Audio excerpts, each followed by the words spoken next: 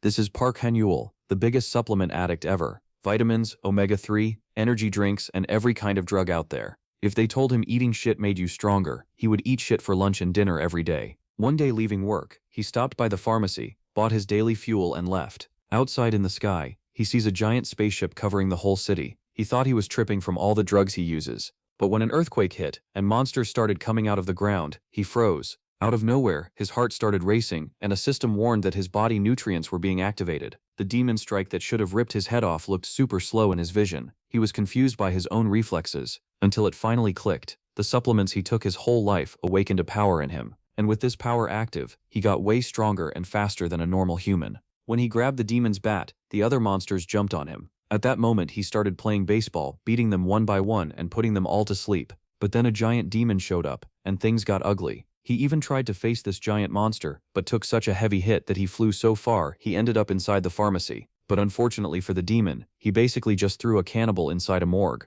Our protagonist was just sitting there taking a drag from his cigarette. When his power comes back, he rushes the monster and delivers a kick so hard that the demon crashes through the wall and lands across the street. Our white Snoop Dogg takes another drag, feels his body getting buffed and goes for round 2, landing so many punches that the monster could barely breathe. The demon even tried to fight back, but our boy dodges, throwing a clean punch right back straight in its face. Not satisfied yet, he stomps so hard that he sinks the beast's face into the asphalt. Since devils don't die easily at all, it grabbed the MC by the face and tried to throw a punch, but the MC was smarter, blocked it and returned a punch straight to the heart. Then the demon finally couldn't tank it anymore, and falls down defeated. Thinking the beef was over, he bumps into a bunch of demons still alive and slaughtering the crowd. Man, I'm dead. A chubby guy runs up to him begging for help, but since he's stuck from the last fight, he can't do anything. That's when a girl shows up flying, and throws some cards that create a magic sphere so insane that it blows up all the demons, clearing the map in one hit. The girl walks up to him, scans his energy and gets shocked to find out that he is an irregular. In this world there are 3 classes: the celestial, linked to the divine; the mundane, linked to the ordinary; and the human, linked to our own nature. These 3 are already basic knowledge, and the monks know how to counter each one. But there's a bizarre type off the radar. That's the irregular, the exact class of our MC. Scared of the kid's power level before leaving, she shoved a pill down his throat and warned him that stuff was made to nerf his energy center, because sooner or later that power would end up obliterating everything around him. Park fell to the ground, pissed and confused. Later at home he was taking his gasolines, trying to process what happened. Out of nowhere an alert pops up with the president announcing that the city was infested with monsters, and telling everyone to lock their doors and stay home. Then the system panel blinks at him, and when he touches it, it opens an insane skill tree. One skill in particular caught his eye: meditation to level up the mana flow in his body. He liked the idea, and decided to test it out. The boy spent a long time farming aura in his room. After focusing for a long time, he opened his eyes and sees his room infested with weeds and plants that sprouted from his own body. Groot? When he stands up and checks the current date, he almost passed out because the meditation lasted exactly 100 days. Curious to see how the city was doing, Park went to look out the window and came face to face with a building-sized monster that sent shivers down his spine. The whole city had already turned into an apocalypse, so he decides to camp in his room anyway to level up and understand his skills better. He finds out he has 3 more skills: soft steps, which buffed his speed; a passive that increased his inventory capacity; and light tornado that sends a flare up in the sky. The problem was, the light could also attract monsters. He had copied the breathing technique before, so he checked closer. The system said trainees were ranked from 1 to 10 stars, and after 5 stars they could use nature techniques. Park was shocked to learn ranks could be raised too. Then came the bad news. It took about 10 years to gain 1 star, so reaching nature techniques would take at least 70 years. Even so, he decided to check how many stars he had first. To do that, he had to pour energy into both hands and look at the rings on his left hand. So Park focused his energy there. The number of rings would show his star rank, but what he saw left him stunned. At that exact moment, a monster rushed him. He had to find something useful right away. Within seconds, a tiger-like beast was at his door, and it attacked. Its claws ripped into his shoulder. Then Park remembered an old Chinese technique called the absorption method, a skill that steals a beast's life force. He picked an ability similar to that and somehow used a 6th level art. It worked. He brought the beast down, and a green aura wrapped around him. He realized he only lived because he had found such a useful skill. Then he dropped to the floor. The system reported that a muscle had formed, his blood had stabilized, and his red blood cell production had shot up. A green light then spread from his eye.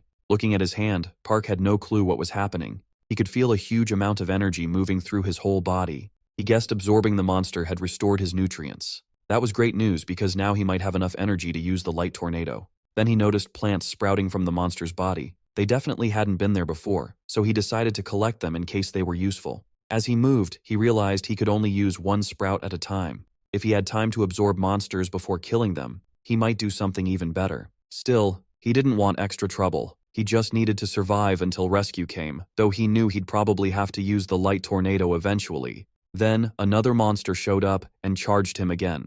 Park used the skill once more and slammed a punch into it. There was no time to rest. He had to get moving and send a rescue signal with the light tornado, but monsters kept finding him, and again, he had no choice but to fight them off. Even then, they just kept coming. After a while, he finally made it to the roof. Then he froze at what he found. A gigantic monster was right there beside him. Park thought he had to be losing his mind, and then another monster appeared behind him. Even so, he knew it was all or nothing. So Park charged straight at the giant monster. He fired up Light Tornado again. After a while, someone called out, asking where Park was. The voice told him to come out right away. Spotting a man flying overhead, Park signaled that he was below. The man asked why he was just standing there. Didn't he have a flying talisman? Or at least enough power to jump? Park said he only had the 3 talismans he got earlier. Calling him a pain, the man told him to hold out his hand. Park started to answer, then warned him there was a monster behind him. In an instant, the man used a talisman and wiped the monster out with no effort. Then he told Park not to make him say it twice and to give him his hand. He demanded to know who Park was and why he was wandering through a restricted zone, and whether he had any wish to stay alive. When Park tried to explain, the man cut him off. He didn't care. Park still thanked him for saving his life. Once he got out of the barrier, Park was shaken by the huge pile of messages from his mother. It made sense. He'd been trapped there for 100 days. Still, he was just glad his mother and relatives were safe. So much had happened, and he couldn't stop wondering how much the world had changed. Later, in a building, Park told his mother he wanted to call again. He played it down, saying he'd only gotten lost and had made it back. He promised he'd see her in a few days. The other man asked if he was done with the call, and Park said yes. At least now he knew his family seemed safe. Not long after, another man burst into the room in a hurry, staring at Park and asking if he was really the person he thought he was. He introduced himself as a disciple serving under the regional unit.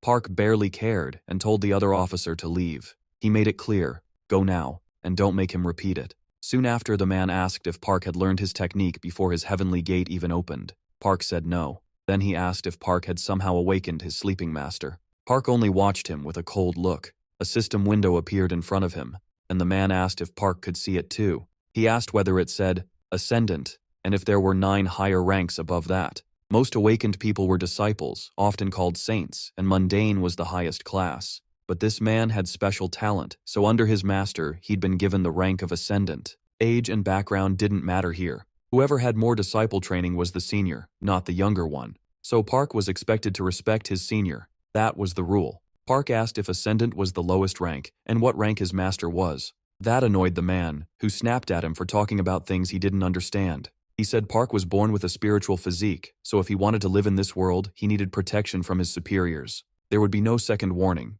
Say something like that again, and he'd die. But Park replied that he'd heard no one changed masters 3 times, so maybe the man followed that master just because he liked the way he talked. That pushed the man into a rage. Right then, a system screen popped up with all of Park's information. Park pointed out that the man had said this rank was the one right below Ascendant. Getting to his feet, Park said he'd try his best for his superior. Later, that man argued with his master, asking if he thought he had treated his senior the way he was told, and whether he really expected him to hand over the technique he had used. Angry, the master called him a fool, saying he wanted to brag about inheriting a bandit's technique while bowing his head to that boy. The man answered that Park's range of performance was higher than his own, which was why he was considered a high saint. His master said it might be because of Park's body, but the man argued that if so, he could have an irregular physique. That only made him more upset, and he asked if his master would keep saying such nonsense, or if he was really claiming the boy was born with a mundane physique like the 2 of them. The man asked if that meant Park's training would grow faster. The master admitted he didn't know. Seeing a human rise toward nature was rare to begin with. Humans once came from the water, then moved onto land. They learned fire to survive the cold and melted iron to shape it. Even though living things share many traits, their natures still clash. The master said the report was probably because this was an extremely rare case, and if he understood that, he should say nothing about the cultivation method. They'd send a drug, and Park needed to be watched once his breathing settled. To the master, the whole thing was fascinating. He thought Starwind belonged only to people close to nature, so how had he never heard of someone like this? Meanwhile, Park was back home at his computer, thinking about the government's claim that not a single person had an irregular physique. Across the world, anyone who showed an irregular result in spiritual or physical testing was isolated. Somehow, Park had avoided that so far. Irregular physiques were spiritual and usually split into three kinds: celestial, mundane, and human. But there was also a fourth, an unpredictable spiritual physique. Even after the saints vanished in the last decade, monsters kept trying to break into the world, so the saints joined forces and drove them out. That was why most people treated them like myths, and there were only two known examples. Park thought that made no sense. Why should he be exiled? It wasn't like he was some famous serial killer. As he drank his coffee, the system announced that the drug had been consumed. It noted that even mixed into brown rice tea, it was shocking to see someone draw out its full effect. Park figured he'd been labeled as having a mundane physique in the spiritual test, which was why they gave him the blue matter from Brazil. He didn't know how long the drug would keep working, so he looked for something with a similar effect but found nothing he could trust. That made him think the government only let limited information reach the public. Then, an idea hit him. He typed drugs into the search bar and found something close to what he needed. Looking at the seeds, he wondered what they really were. Were these the same ones he had seen before? Holding them, Park Han-yul remembered he got them while fighting a beast, and realized they might be more common than he first thought. After searching online, he found there were no pictures showing those seeds after germination. So he made an anonymous post asking if anyone recognized them. They were called purgatory herbs, plants that naturally grow near the river Styx. Eating them raw makes people sick, and their growing conditions are so strict that sprouted seeds are almost impossible to get. Park, though, thought his had already sprouted, so he decided to test the unsprouted ones. He used solar wind breathing on the seeds, and they started growing right in his hands. Then a man burst into the room yelling, but Park was already gone. The man wondered if he had run off, then searched the place to check whether Park had stolen anything. When he opened the fridge, he found that the boy had taken one of his peaches. Elsewhere, Park kept testing the seeds. Before long, a small tree had grown. Park Han-yul said he had only breathed on it for 2 hours, and it had already grown this much. He admired the result, thinking breathing let energy move between him and everything around him.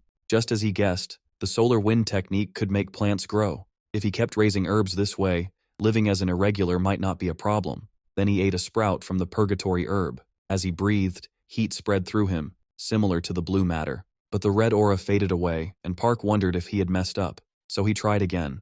The aura vanished that time too. Park Han-yul muttered that he thought so, then got confused. Maybe the blue matter from the void was just a better drug. While chewing another sprout, he tried once more. The red aura came back, but now the heat felt different. That made him remember something he'd read online about yin energy. The purgatory herb carried yin energy, while the blue matter from the void was yang. So Park Han-yul wondered if he needed a separate absorption method for yin energy too. If mixed energies clashed inside him again, his life could be in danger like before. Even so, he felt relieved. Despite the weak effect, it still meant his power could grow. Then he pulled up the small tree, but a sudden sound startled him. It was just a message on his phone. It said the Majesty's son had died, warned everyone about the rain, and ordered all residents to evacuate at once. People panicked, asking why no one had warned them sooner. Then the downpour started, and strange growths appeared in the streets. People said it would be safer not to touch them. Park noticed a protective barrier around the building, and felt lucky he had followed those people inside. Then someone outside screamed for help. A giant monstrous bird had cornered a woman, and Park was stunned. The bird grabbed her with its claws and tossed her into a nest packed with worms. Then it turned its eyes toward the people inside the barrier. One terrified man said if he had been a little later, that would have been him. Park Han-yul activated his abilities, thinking it made no sense to let someone healthy die like that. So he stepped out of the barrier and charged the creature. His fist slammed into the bird's head, dropping it to the ground with ease. Park was shocked. He didn't remember being this strong, and wondered if the purgatory herbs he ate earlier were the reason. Then he realized the hard rain was actually the Dragon King's tears. After he ate them, the rainwater made the trees grow even bigger and tougher. It boosted his nature energy, and now his power jumped way up. So he uses artifact refinement on the tree, turning it into a demon-slaying weapon. The bird gets back up, furious, and rushes straight at him. Park Han-yul blocks the charge, knowing one mistake would send him flying. He was almost at the barrier already, so he had to hold firm. A moment later, the creature leaves an opening, and he strikes back at once. but the hit doesn't even leave a mark. That makes him wonder if the demon-slaying blade is the problem. The bird rises again, staring hard at the weapon. Then it suddenly goes after the woman instead. Park Han-yeol jumps in and saves her. She thanks him, but he warns her not to relax yet. Seeing them try to get away only makes the bird angrier. It slams into them, and the injured woman barely makes it back inside the barrier. Park Han-yeol isn't so lucky and gets thrown into a wall. He still gets back up. The layered protection kept his bones from breaking, even if its effect was fading. Then the monster swoops at him again. He smirks, realizing its huge body makes its flying clumsy. But he also knows he can't make it back to shelter now. The drug is wearing off, and he's getting weaker. He considers planting sprouts, but against this monster, that would be a long shot. So he decides to use his trump card. The demon-slaying blade is both plant and sword, and it can root itself into the ground. It needs time to trade energy and grow stronger, but with the Dragon King's tears still falling, he can absorb the rain and store the energy of the demon he's fighting to power up the sword. Soon, the blade is filled with lightning. Park Han-yeol charges in and lands a heavy blow. The monster's head slams into a building and he doesn't waste the chance. He cuts its head clean off. The people watching are stunned that he actually killed it. If the bird had only taken a victim, the authorities probably wouldn't have cared much. But this boy risked himself to save someone, so people start calling him a superhero. Soon, everyone is filming him. Then he suddenly gets attacked. A man shows up and demands to know if Park Han-yeol understands what he's done. He had killed Miss Yua's beloved bird, and the man says even burning someone like him wouldn't be enough. A video of the attack quickly spreads online, and criticism starts piling up. One woman asks whether her child had died, and if that man burned the insolent fool who killed her messenger. Her assistant tells her Park Han-yeol has only been detained for now. Yua grows annoyed, saying everyone must hate her if they're just keeping that rude boy locked up. In a rage, she orders humans to kill him themselves if they want to avoid her wrath. But her assistant reports that Park Han-yeol's actions are trending, so treating him kindly would be smarter, especially with people already unhappy about the new leadership.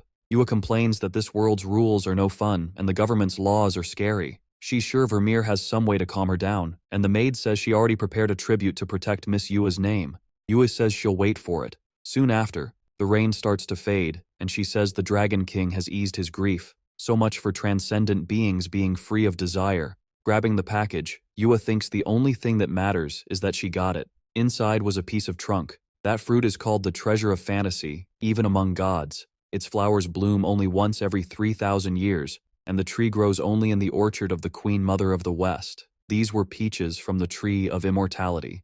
Yua explains that when the Queen Mother gave up her life to close the gates of heaven, the orchard vanished. If she could grow a sprout from that bark, her name could replace the Queen Mother of the West. Later, Park Han-yeol walks down the street, remembering a man's warning that he had made all the deities look bad and shouldn't do anything flashy again. He looks at his hand and thinks that even though his sword was confiscated, he still gained something from it. That night, he had found a block of wood inside the bird's body. He couldn't understand why that piece had been attached to the monster's ankle, but then he realized the trunk was alive. Right after that, the man showed up, and before getting attacked, Park Han-yeol managed to take a sprout. Now he's wondering if he should try to grow it. A year later, a news report says the government has taken steps to clean the water, but one man still complains about the smell. He says the real problem is the monster, and the government should deal with that first. A month earlier, when celestial energy fell into chaos, a monster hid in the Han River, a 1,000-year-old snakehead fish. After crossing over from the monster world, it grew strong enough to call itself the sovereign of the Han River. Then it declared that no one could use the river water until it received a human sacrifice. Watching the report, a boy jokes that fish must have worm brains. That boy is Yang Giju, a disciple from one of the 8 sacred mountains of the Korean peninsula. Someone immediately tells him to stop making pointless comments in the meeting and sit properly. That was Shin Soman, the youngest disciple from another of the 8 sacred mountains. Yang Giju doesn't care much about the meeting, because this isn't something they can solve on their own, and in the end, everything depends on the elder's will anyway. Bowona gets irritated and asks if that's really what his master taught him. 10,000 people have already gotten sick from the water, so she says they need an answer fast. Then she demands to know how he dared insult her master. Yang Giju fires back, asking if she can kill the sovereign of the Han River. 4 top immortal mystics already failed, so does she want everyone to die to that fish? The real problem is that the sovereign can use both earth and water techniques. Very few people can control 2 techniques like that, so the only real options are an immortal who can force it out with earth power, or someone high-ranked in both earth and water. Yang Giju says he won't stop her from trying, but he won't join in. That only makes her mad, and she snaps the presentation remote. After that, the boy leaves to train. He says if anyone can beat that fish, they'll have the answer. Meanwhile, the woman heads into the forest carrying the demon-slaying sword, because she remembers that a year ago, a man killed Yu Wisberg with it. He was jailed for a time and later released, but the sword stayed confiscated by the Immortal Society. It was a rare wooden artifact, and because it looked like a sword, it caused a lot of confusion in heaven. But as the power inside it slowly faded, that attention died down. For the past year, Park Han-yul hadn't left Gwanak. Now and then, he only went out with his mother or friends to eat or watch movies. The girl remembers him saying he didn't use phone apps, and after everything he went through, that made sense. Then Park Han-yul shows up, and the moment he sees her, he turns the corner. Yang Jaiju thinks she can't let him get away and chases after him, but she still can't catch him, not even at full speed with a talisman. In the end, she loses him. Then Park Han-yul appears again and asks if she's with the Immortal Society. He says he wasn't trying to run, he was just startled that she was following him. Yang Jaiju notices he's sweating and wonders why he used only his body instead of a talisman to shake her off. Then she tosses him a phone.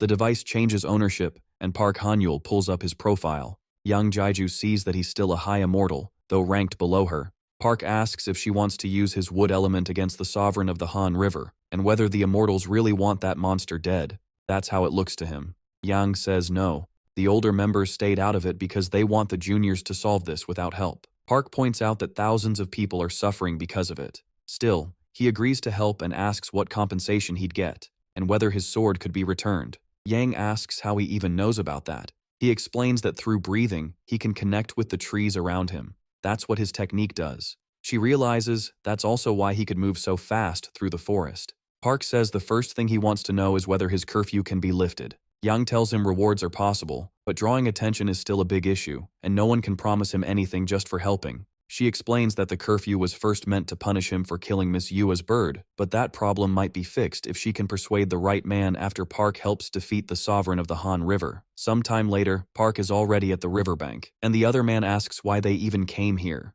He isn't sure what Park plans to try, but after all the trouble this place caused, he wanted to see the creature for himself. Yang tells him to calm down, since all of this is because of the sovereign of the Han River. He wonders what Park Han-yul can possibly do here. Pulling an album from his backpack, he thinks it's disgusting. He prepared it for this moment. He just didn't expect to use it so soon. The woman warns him not to go any closer. It's too dangerous. But then she realizes what he's actually doing. Park asks if she never did this in elementary school. He says he used to sprout plants in class. This kind of plant was great at cleaning dirty water. Most of the work was already done, only a little was left. Then a huge creature rises from the lake. Park grabs his sword and braces himself. He says it's time to go fishing. A deafening roar shakes the area. The beast calls itself the god of the river and says it bows to no one. It lunges at Park, and he barely dodges. Right after that, he starts using a spell and throws it at the creature. Enraged, it demands to know how he dared pull a stunt like that. But before it can finish, more shots from Park hit its body and make it even madder.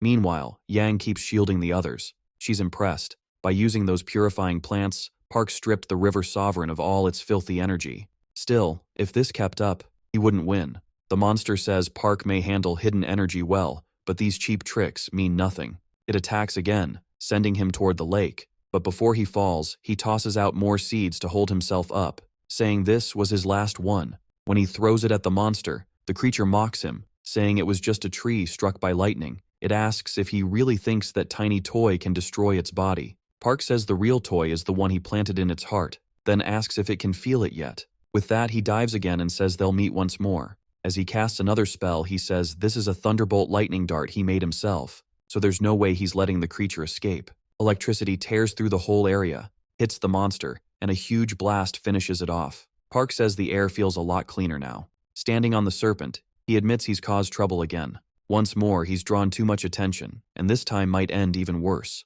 The mortals had left the Han River Sovereign alone for one reason: training their disciples, not helping regular people. Then he spots what he wanted and thinks it's smaller than expected. Water beasts form reinforced crystals in hopes of becoming a dragon, so he decides to take that inner core as his reward. But suddenly a man snaps at him, demanding to know what he's doing. In an instant, magic pins Park down. The man asks if he understands what he's done. This is the Celestial King, Nakusha. Watching from above, the girl recognizes the one restraining Park. She remembers being told to stay quiet until those ungrateful immortals got into trouble and came complaining. Since they showed up now, right after the Han River sovereign was subdued, she realizes the river's fate has changed. Then she greets the man. She says she didn't know why the seniors had come, and he coldly asks whether this place looked safe or approved to her. He asks if she's Tob's disciple, and she quickly confirms it. Then he presses her. How could a disciple of such a master fail to grasp how serious this is? That boy had trained only 1 year, with no master.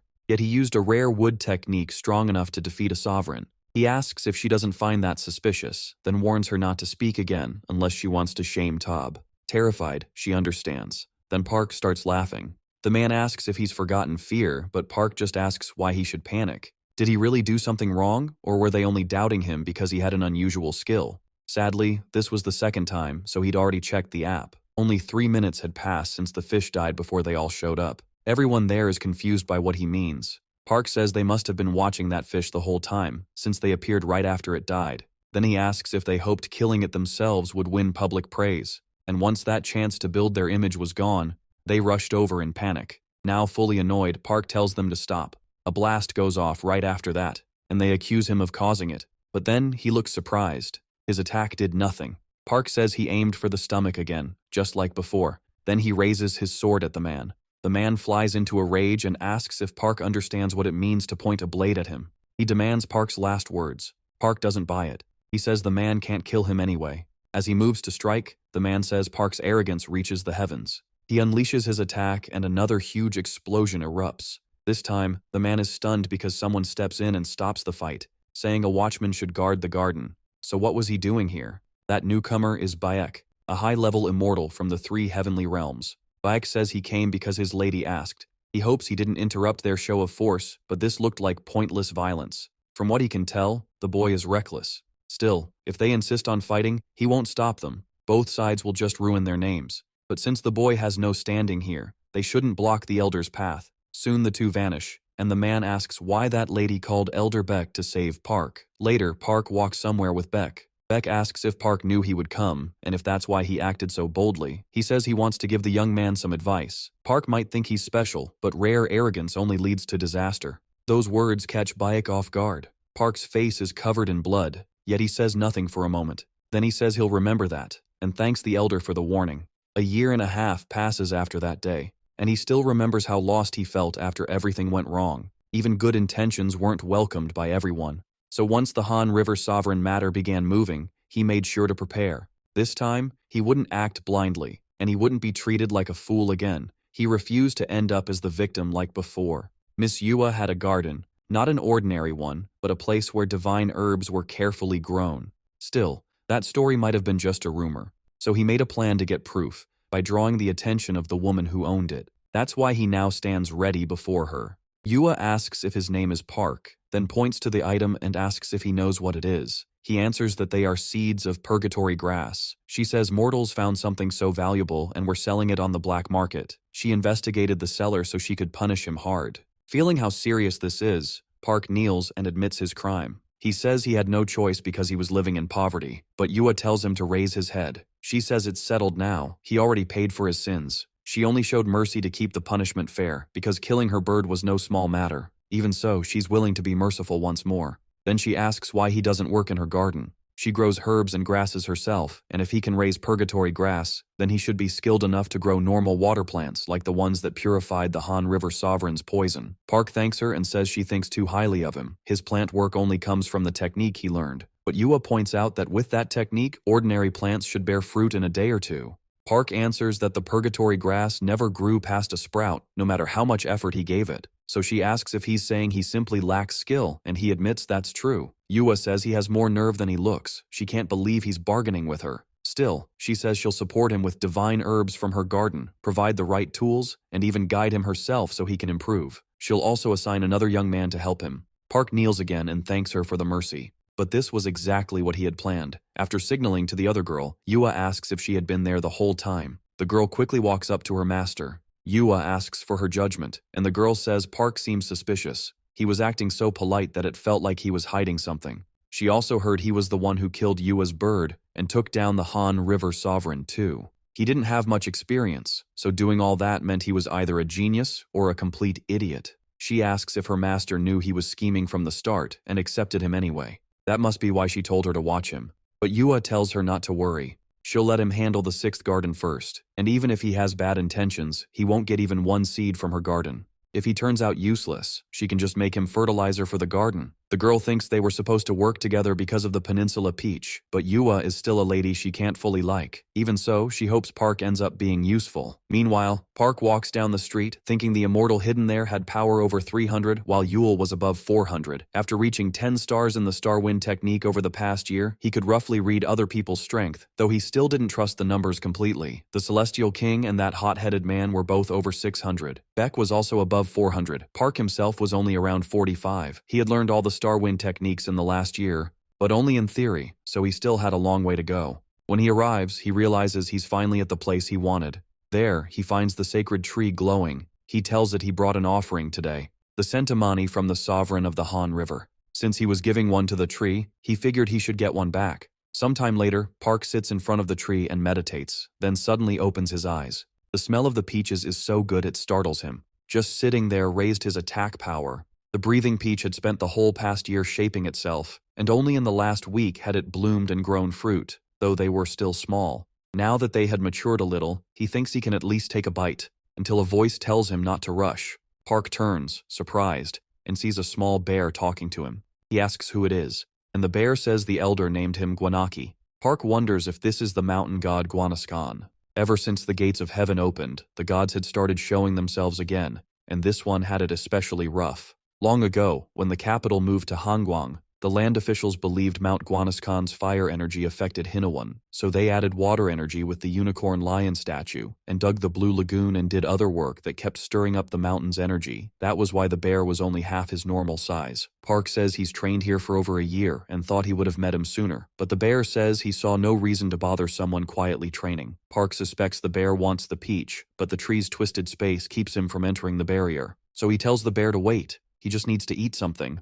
The bear quickly stops him again, saying that would be reckless. All the tree's power is gathered in the fruit, and if Park takes it now, the tree's protection will disappear. Then what would he do if the people watching this place came for it? Park asks if the bear plans to steal the tree, and the bear snaps back. Does he look like a thief? Still, it wasn't only him. Sooner or later, others would find this place too. In fact, someone was already waiting at the end of the hill. Park looks up and senses a huge barrier packed with Yi energy. The bear points upward and reminds him he already warned him. If someone was hitting the barrier that hard, they were either dead set on dragging Park away or after the immortality peach. Park jokes that maybe it's like the peach from Journey to the West, the one the Monkey King ate, but the bear tells him to forget that. The real problem is a top Taoist using fire arts. Because of his training, Park could move through the tree's forms, but a human body couldn't properly handle an immortality peach. The bear could, though, so Park should hand it over. Then he could recover his spirit power and protect both Park and the tree. Park apologizes again,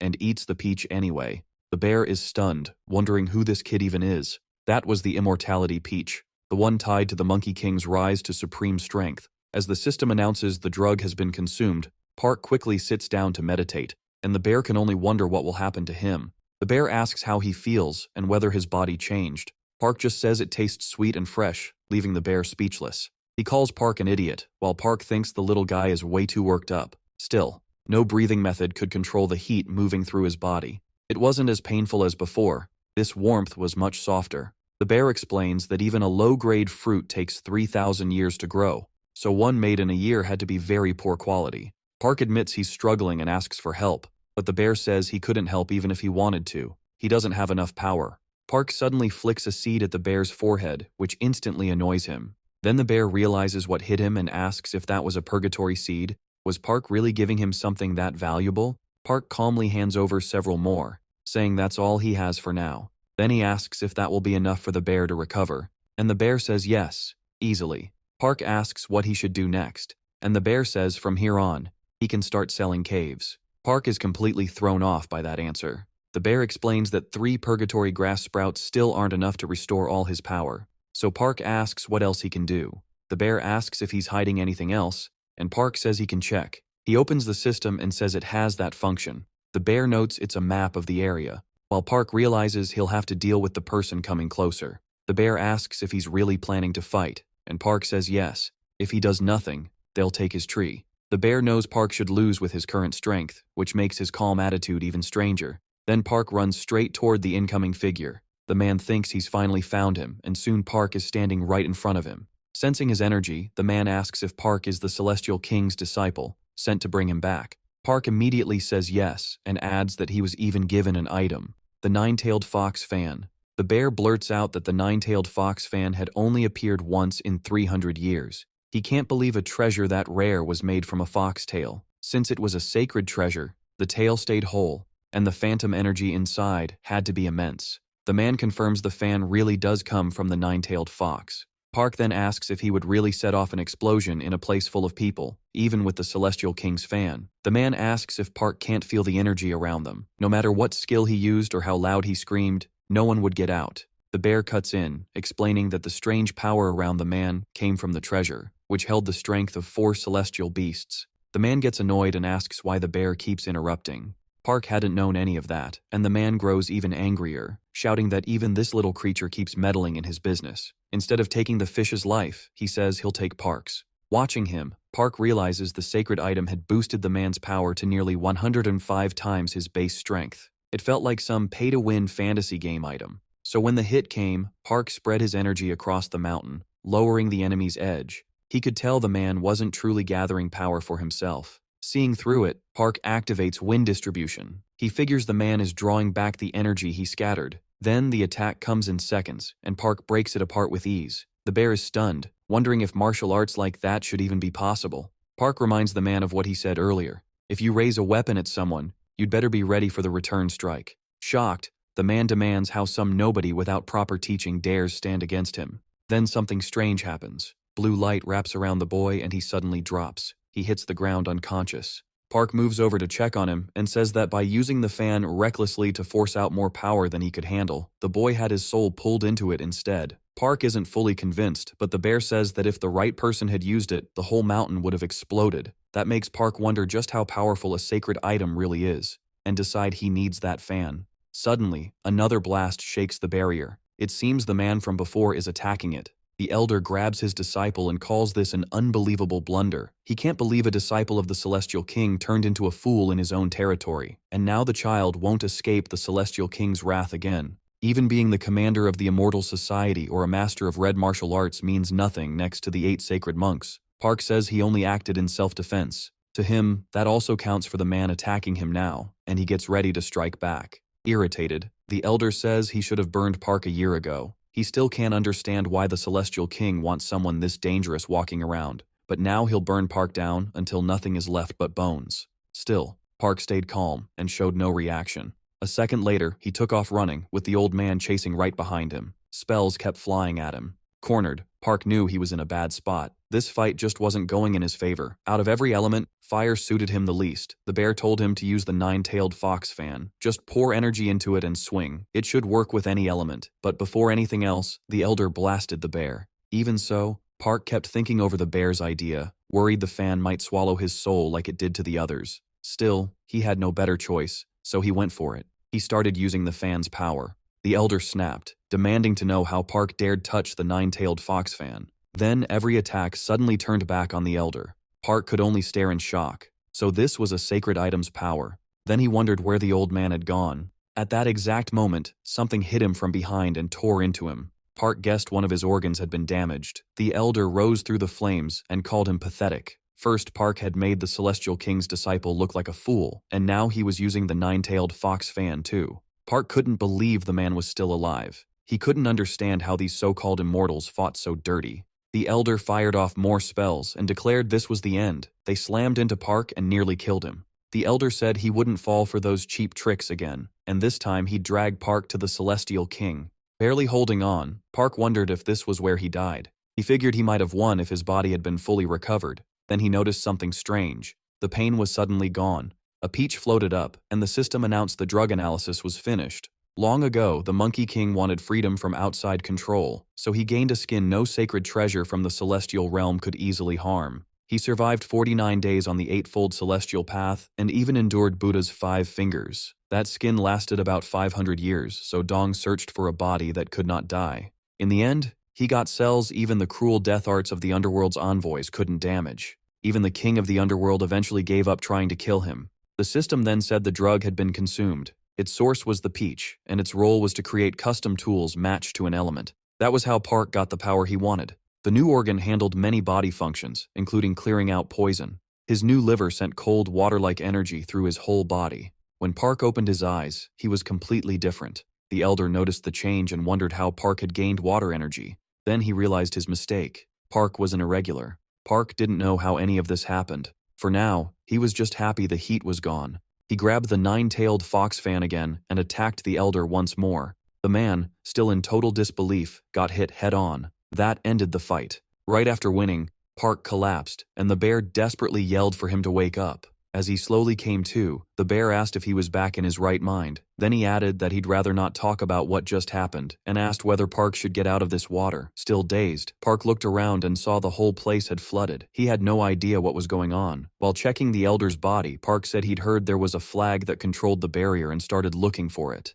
Then he found a red, talisman-like item. The bear said it was actually a treasure pouch. Basically, it was a magic bag that could hold items big or small. But the bear warned this wasn't the time to mess around. Others were probably already on their way. When Park hoisted the man onto his back, the bear asked where he thought he was going. Then Park dropped the body back down, making the bear ask what he was even thinking. If they stayed any longer, someone might find the tree. As Park began casting a spell, he calmly told the bear to relax. He was setting up something to fool whoever came after them. The bear was shocked by what Park was doing. He thought Park was feeding the upper Taoise's body into the tree to make a new fruit bloom. Park said they had made it just in time. With more people getting closer, he said they finished at the last second. The bear explained the peach tree had bloomed and opened its barrier, which was why no one had found them yet. Still, the bear complained that if the Taoise hadn't been fire element, the tree couldn't have grown another fruit. Using that chance, Park asked if the fruit had any special healing effect, but the bear said he didn't know. It was such a rare treasure that only a few knew what it really did. Since Park hadn't changed much, the bear guessed the fruit might not have been fully ripe yet. Park thought that if his liver really could boost his power, then his water energy might keep growing. That gave him a lot to think about, especially what a long-cultivated fruit might do. The bear then looked like he wanted to ask something, finally asking if Park could show him the outside world. Park asked whether a mountain deity could really leave, and the bear said he only needed to share his alter ego. He did need power for that though, and Park figured the bear was about to stick to him like glue. The bear admitted he had no other way to tag along.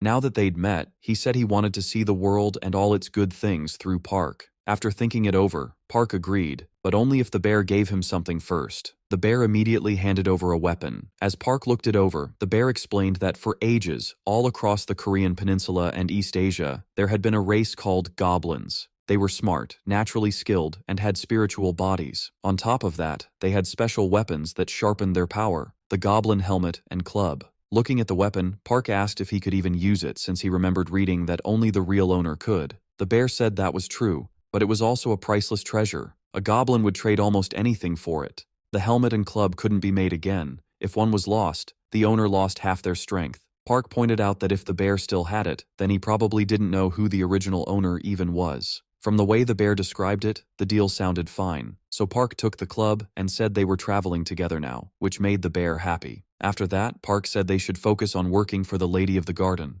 First though, he'd gather the special items from the unconscious people nearby. Elsewhere, with the Hibuji 22 summit set for the 31st, the government planned private talks with leaders of major nations. Someone said the summit was supposedly about something called the Tower of Marbling. Park corrected him. It was Babel. The Tower of Babel was an ancient structure humans built to reach heaven. It wasn't exactly the same as the old myth, but it existed long before heaven's gates were shut. Now, in the current dynasty of the Immortals, they plan to rebuild it based on Babylon's design. But if that happened, languages across the world could be thrown into chaos. That might help in some ways, but the damage would be huge too, especially for industries built on translation. Park brushed it off as another world-scale issue that had nothing to do with him.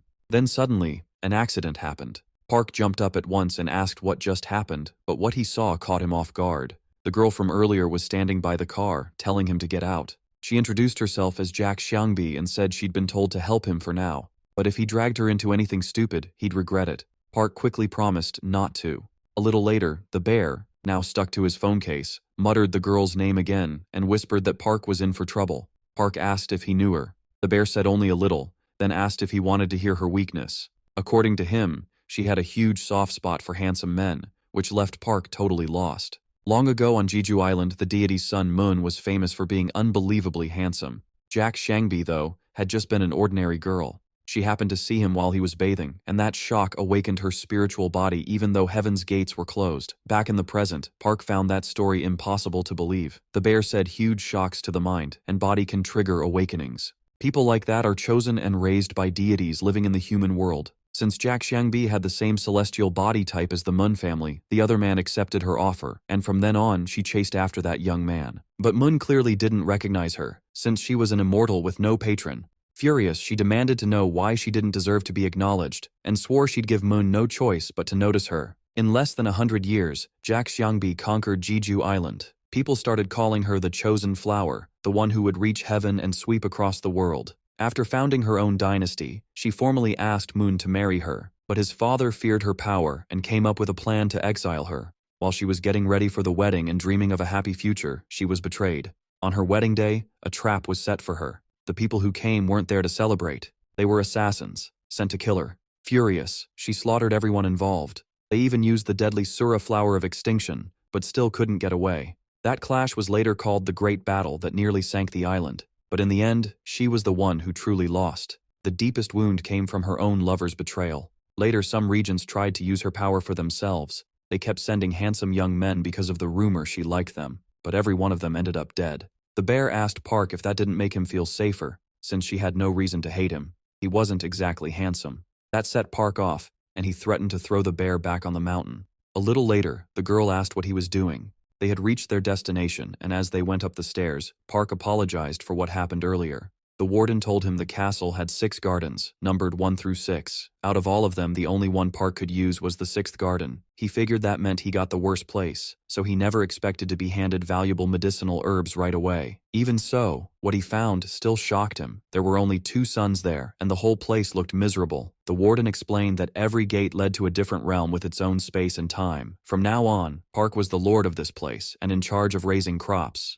When Park asked who ruled it before, she shot back that there hadn't been anyone. The garden had stayed shut since the last lord died 100 years ago. Park figured that as the world changed and more mortals appeared, herbs had become more valuable because demand kept rising. She added that living here didn't mean he'd be poor. Once harvest season came, he could make a lot, especially since there were no other gardeners. Soon after, she said goodbye and left. Right then, Park's phone started ringing, and he dropped it. The fall flipped the screen and exposed his wallpaper. At once, the bear's earlier words came rushing back to him. Park quickly blurted out that he respected the girl. Sometime later, he woke up and found the bear chewing on something, saying he was finally up. According to the bear, he'd been knocked out for almost 2 hours. Park asked what happened, and the bear said it was one clean hit. He'd never seen someone pull that off without even using a technique. The bear explained that even if the 6th garden ranked last, it still grew carefully chosen seeds, so Park should make the most of it. Park remembered the girl saying she'd keep watching until the next harvest. If he showed real skill, maybe he could ask to grow rarer plants later.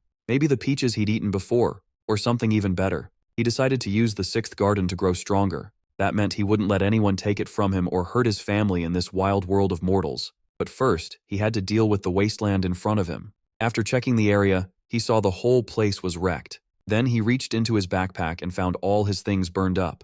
Still, he already knew why. He'd pushed them too hard in the last fight. He thanked his sword for saving his life so many times. The bear stared at him, shocked by how honestly he was praying. It had only been a plant, yet it had burned bright without regret. Then the sword changed into a huge tree. Its roots spread out and covered the whole area. The bear was stunned and couldn't understand how it was happening. He thought the burned spirit would need at least a month to recover, but it came back almost at once. At the same time, Park ordered the other trees to rise, and with his power he called out wooden monsters. He told them to take care of the farming work. Then they began studying the trees. The bear couldn't believe it. Park had summoned the trees' living spirits, something even top ranks struggled to do. But Park said he needed a break because he'd used too much energy. After going inside, he was surprised by how big the house was. He sat down to meditate and recover with his breathing method. Soon, he was fully focused, then suddenly stood up.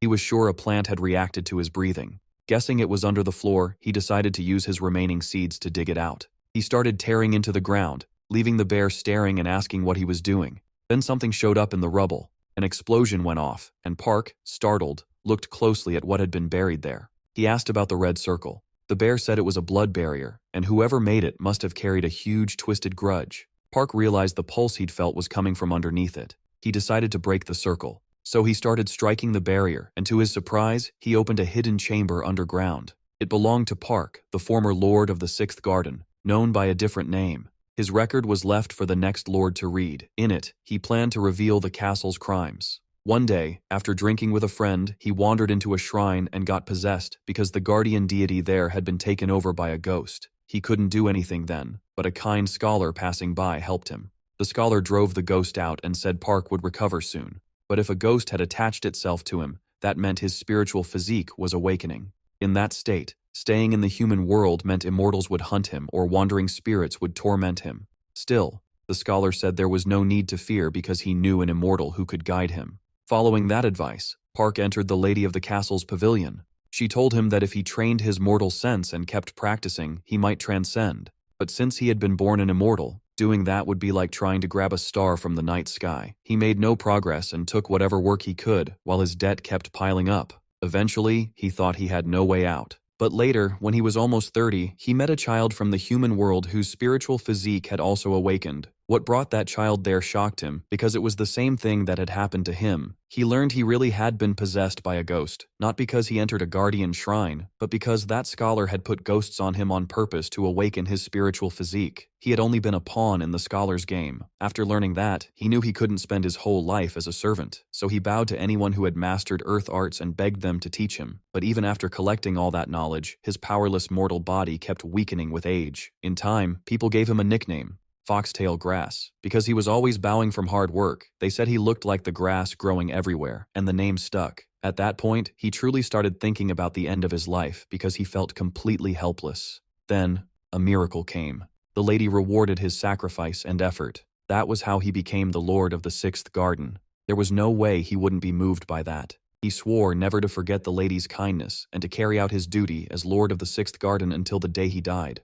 From then on, he gave himself fully to the Earth Dragon art of the Sixth Garden. Because of that, his strength kept growing, and he eventually reached the edge of becoming an immortal mystic. But even with all that progress, his body became weaker and weaker. Only then did he understand the truth of the Earth Dragon art. It worked well, but the herbs of the Sixth Garden were draining its power through his body. Without knowing it, he had turned into living fertilizer. He realized he didn't have much life left. Reading that, Park was stunned. He thought stuff like that only happened on TV, but immortals really could do it. He said he had suspected as much, but his own life had nothing in common with what was written there. The bear replied that this was normal. Immortals used people like that to keep their realm running. Park couldn't help wondering if he might end up the same way. The record went on to say that anyone strong enough to break the blood barrier he made had to be talented enough to burn down the cursed pavilion. For the sake of the juniors trapped like him, that person should run with the stolen treasure and protect it even at the cost of their life. Park wondered if the items there belonged to the people mentioned in the record.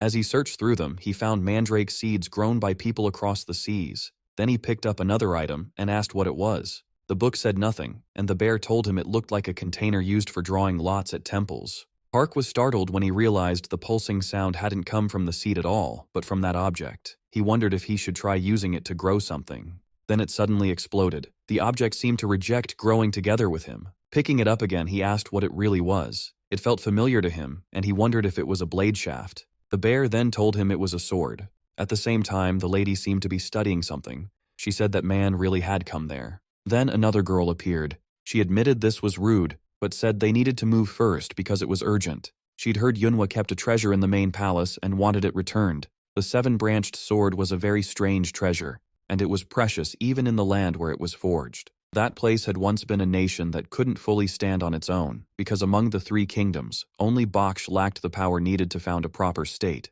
Silla was founded first by a man with an unusual body, while Goguryeo was built by a saint who called back the former lady with the blessings of the peninsula's ancestral spirits. But King Anju raised that man through human effort alone, with no special power or past life. He later awakened an ordinary physique, gained the gold element, learned to control his own energy, and became a martial master. Even as a human, King Anju was a rare genius. That man reached his height thanks to King Anju, but later rulers lacked the same skill, so Baksh slowly fell. In time, almost all traces of it vanished, except one thing. It was tied to the Saint Prince, a genius compared to King Anju, who spread Baksh's influence across the continent and islands. The seven-branched sword was his finest creation, a treasure counted among the greatest sacred artifacts. Back in the present, the woman asked if they had ever obtained the blade before, and the girl said that was all they knew. Old records say that when the king tried to send the sword to the celestial king, the messenger carrying it died of natural causes.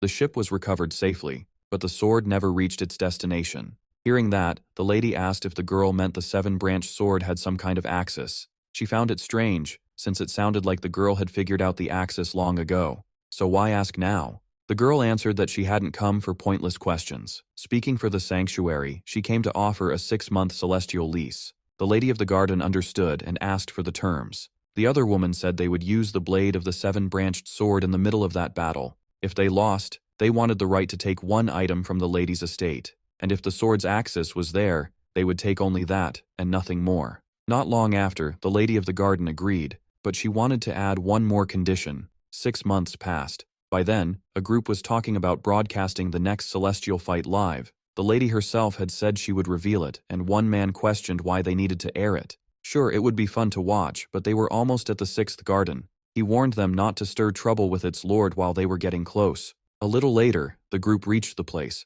What they found there stunned them because the area had once been barren. At the same time, Park was eating and reading when he noticed the guests arrive. The young man looked shocked by Park's casual behavior. He told Park to at least show some respect. Park quickly got up, greeted them, and introduced himself as Park, the lord of the 6th garden. The other boy gave his name as Lee and said he had come to report on the garden's progress. Checking a system window on his phone, Park asked why his juniors kept calling him senior. When everyone realized the boy was a celestial immortal, they were stunned. Park then asked if a celestial fight was about to happen. They said yes, even the supreme immortal would join, along with 2 ranked players from the Japanese side. Park said he hadn't heard about it since he rarely went outside, then asked if Lee was taking part. Lee said that was how things had turned out. Lee had awakened his spiritual physique during the Korean War after losing his family in a bombing. Later, he joined the ladies' pavilion. Even if his rank could drop, he still had talent and only grew brighter after meeting a true master. Park thought most mortals weren't trustworthy, but this boy felt different. He had already apologized for his servant's behavior. Park said he couldn't believe Lee would be in the celestial fight and guessed he must be the strongest immortal there. Lee answered that he was still lacking, but the lady had given him a chance to join that great event. He added that some contestants were far stronger, like Go, who was nearly a pure immortal and said to be tied to the bloodline of the lady's son. Even so, Lee felt lucky to face someone like that in a celestial fight. Meanwhile, Park kept studying the boy from before. Elsewhere, the ladies' group talked among themselves, saying the sanctuary had accepted their proposal. Mortals were supporting them heavily because they had killed several creatures, and if they pushed the angle of national pride, they'd get even more donations and praise than the girl who had slain one before. Just then, another woman stepped in and cut off the discussion. She reported that the lord of the 6th garden had come to see her.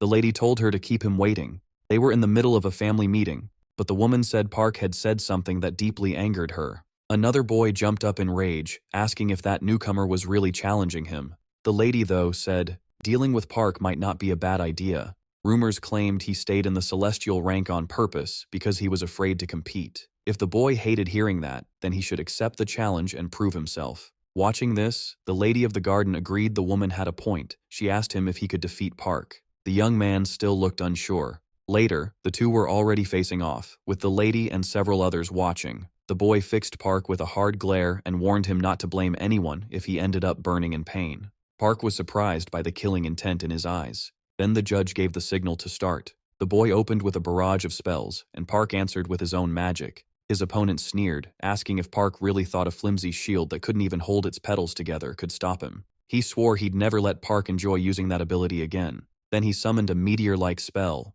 With a grim look, he declared Park was finished. Park didn't flinch and prepared his own spell. He shot back that the opposite would happen, that he would kill the boy instead. Their attacks crashed together in an instant, but Park's magic blocked the strike with ease, and the shield even began absorbing the other boy's power. A huge explosion burst out across the area. Suddenly, a man stepped between them and apologized for interrupting. He stood in front of Park and said he couldn't let a child die, since the winner was already clear. The boy protested, insisting he could still fight and that no one should interfere. But the man calmly said the victory already belonged to Park and that his talent would never shame the pavilion. The lady watched in silence, then accepted the result. The man's opinion carried weight. and Park's talent was clearly worth a lot. Soon after, she called Park over. Meanwhile, the defeated boy stared at the man, wondering who he was. Later, the lady asked Park what kind of training he had done during the last 6 months. Park said the earth element matched him well, and with martial arts growing fast, his progress had sped up too. He knew she had brought him here to develop something, and said she could just command him directly if that was what she wanted. He promised she could trust him because he had no desire to betray her. The lady said those were bold words and asked if he had planned this from the start. For now, she told him to stay in the competition while she considered 2 places for him. As Park was leaving, he asked one last thing, whether he could go out for a while. Later, he was walking beside the man from earlier. Park thought that when the lady said he'd have a companion, he hadn't expected this man. Then he asked for his name. The man said he was Dan Diok, though Park could call him Rim. Park thought that, unlike his first appearance, the man was actually pretty easygoing. Glancing over, Park asked if he wanted to grab a drink. Before long, the two were walking along and enjoying themselves. The man said that even if he understood these things, life in the human world was nothing like the immortal realm. Park smiled, glad that Ryan seemed to be enjoying himself. Park mentioned hearing that immortals sometimes visited the human world and asked if Ryan had done that. Ryan said yes. After dying in the human world, he became an immortal with the lady's help, but he was crushed to learn he would live in the immortal world instead of returning to the human one. Park figured the man must have left behind many regrets. Ryan went on to say that he once told the human world his name because he wanted people to remember him, even after death. Now, though, he saw it as a childish dream that never came true. In the immortal realm, he kept thinking about what he had lost and all he failed to do. But in the end, it was only part of his past. Calling it a long speech, Ryan thanked Park for listening and said Park had let him enjoy the human world again. Then they came across a group holding a protest, demanding that the Dragon King stop this year's human sacrifices. Ryan looked at it and asked if Park understood what he was seeing. He couldn't believe the ruler of a country would offer up his own people. Angry, Ryan said they should go straight to the country's leader, but Park told him to wait. A black circle appeared overhead, and at first it looked like an eclipse. But then a dangerous energy spread through the area. An explosion followed, and people ran in panic while a man in the dark sneered that these beings had forgotten their place. Park rushed him in anger and struck with the tool he got earlier, seeming to take him down. Then he heard people begging for help behind him. Right then, something slammed into Park, and the attacker said he never expected to find him here. He said Park had wandered into the wrong world, and that was why he was going to kill him. Feeling that energy, Park guessed the man was tied to Nakusha or someone like her. He knew that disgusting aura. It was the same one the woman had felt since the statue was destroyed, and this guy clearly came to kill. Park asked if he was connected to the man he had just beaten. Then he added that the guy could talk all he wanted. He would still answer for everything he had done. The man demanded to know what crimes Park meant. But Park restarted his spell, covering the whole area, and said the one who really had to pay was him. At once, several wooden figures appeared and moved in, taking down the man's followers. A woman yelled at them to stop wasting time and release the phantoms so they could rip the human apart. A moment later, those phantoms, ghosts, were sent straight at Park. Park thought he never expected to use it, but he was glad he had bought that short pipe at the market. He took the drug right away, boosting his strength, stamina, and focus. Then Park grabbed a root-like weapon and said he wouldn't miss any of them, cutting them down one after another. The woman mocked him, saying it didn't matter how many ghost trees fought back. It was like hitting a rock with a toothpick. She barked at her men to release even more phantoms and trap him for good. But seconds later, blood spilled from her mouth, and all her subordinates dropped to the ground too. Twisting in pain, they cried for help. Park stared in surprise and asked if she really thought he'd be dumb enough to use a sword on her. Looking at the smoke, the woman started to realize what it was. Park explained that the drug cleansed his body, but for everyone else, the smoke was deadly poison. He added that the technique was terrifying. With her last breath, the woman called out for her father, then an explosion cut her off. A man appeared and asked if she had just said, "Father," while another grabbed the first and asked if that was who she meant. Seeing the young man, Park realized he was the celestial god Mikasa. A moment later, the man slammed the other one to the ground, and the victim shouted, asking who they were and whether they had any idea who he was. Park's companion answered that it didn't matter. What mattered was the unforgivable sin he had committed against the people. The young man only laughed and said he had been wondering what nonsense they were saying. He told them to remember it on their way to hell and said that, out of curiosity alone, he wouldn't let a single mortal live. Park realized the man wasn't just absorbing the corpses, he was taking their power too. He couldn't understand why innocent people were being used like this. The art was unbelievably strong, and Park had no idea how to stop it. He wondered if he should use the nine-tailed fox fan. He wasn't sure it would work, but he had no better option. The other man said this was an ancient art, and he couldn't believe blood reincarnation had appeared in the human world. Then he asked if Park could lend him his sword. Even in the middle of all that, the man stayed completely focused. Park handed over the blade, and with one slash he split the sphere in two. He said he had no right to judge the man's crimes against innocent people, just because he belonged to the immortal realm. But killing other immortals and using sacrifices to gain power was unforgivable, so someone from the immortal realm had to take responsibility and punish him.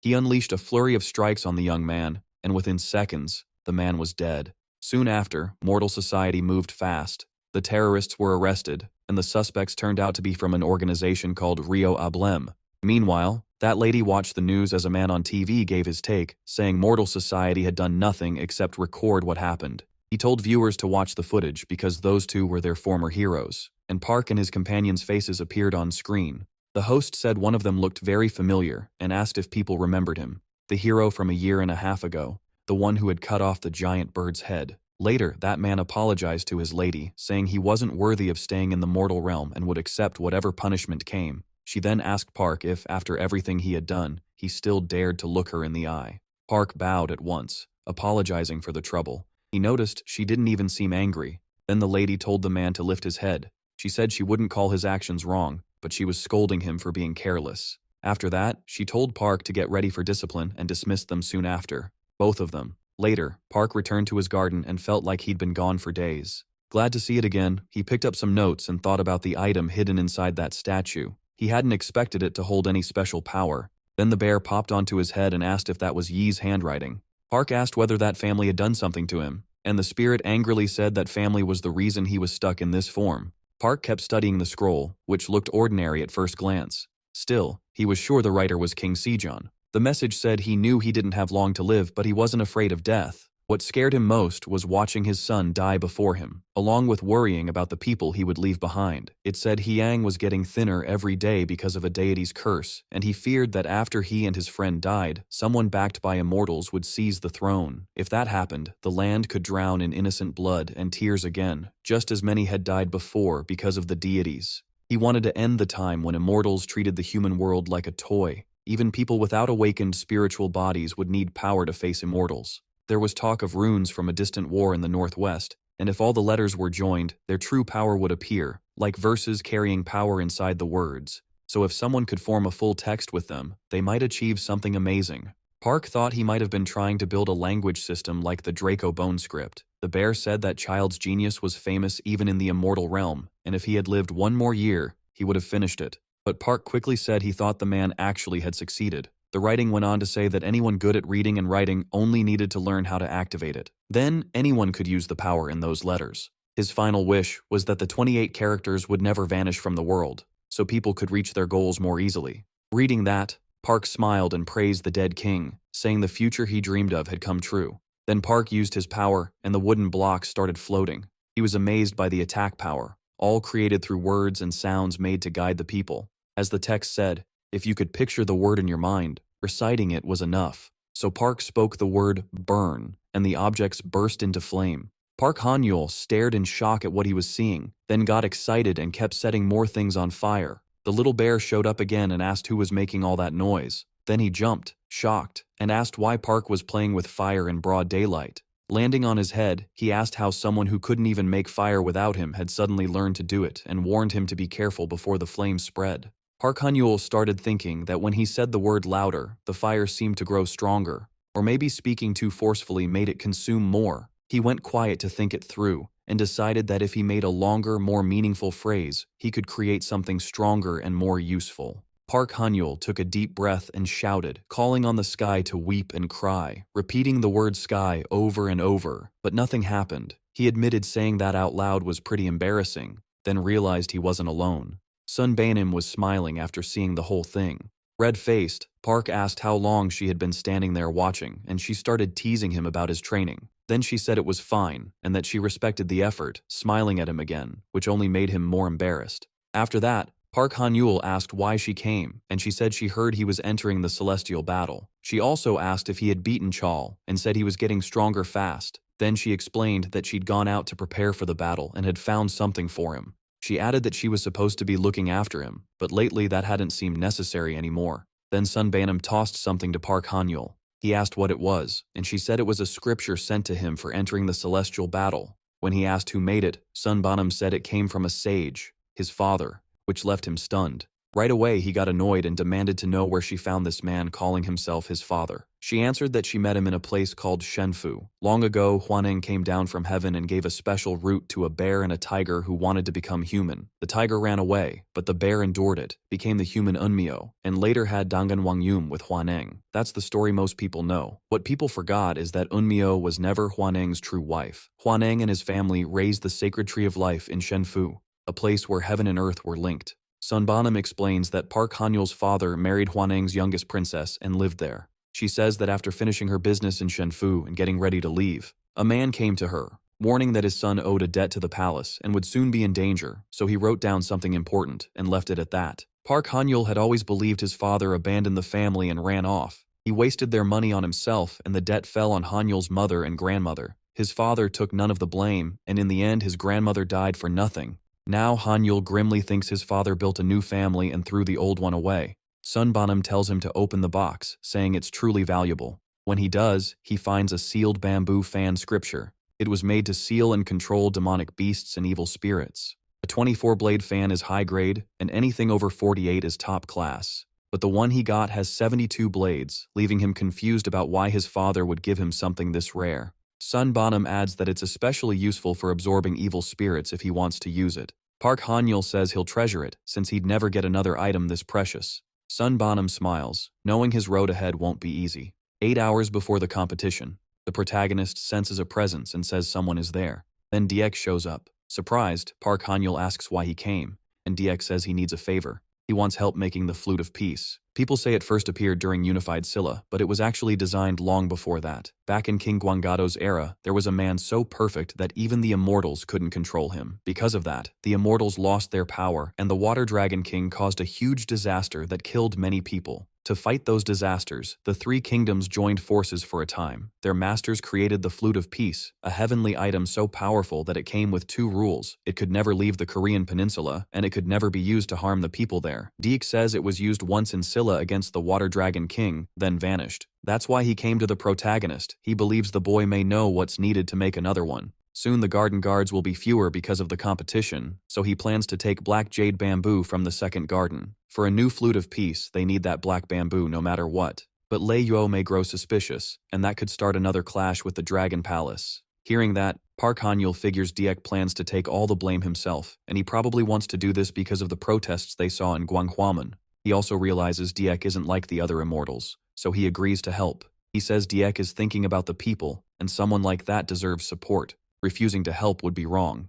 Diek smiles, happy that the boy said yes. Then he tells him it's time to go. When they arrive, Park Hanyul finds a floating island. Diek explains it's an artificial space made by the pavilion, and if they change the structure's formula, they can get in. But it won't be simple. Diek throws a tiny wooden horse, and it turns into a black horse. He tells the boy to grab his hand. As they fly through the sky, Diek says he won't let anything touch him, which confuses Park Hanyul, but when he looks back, he sees flying sea monsters chasing them. Diek drops him onto the island and says he'll hold them off. Then he rides away. Park Hanyul quickly realizes he has his own problems to deal with there. He takes the mandrake drug and remembers that with the proper sounds for instructing the people, longer, more meaningful words work better. He shouts fast and starts moving quicker. Soon he feels strange energy coming from 2 spots and hopes one of them is the Black Jade Lake. Then a creature attacks him, something that feels even stronger than a celestial immortal. If it has a wood attribute, he knows he'll be in trouble. Still, he says he already took the drug,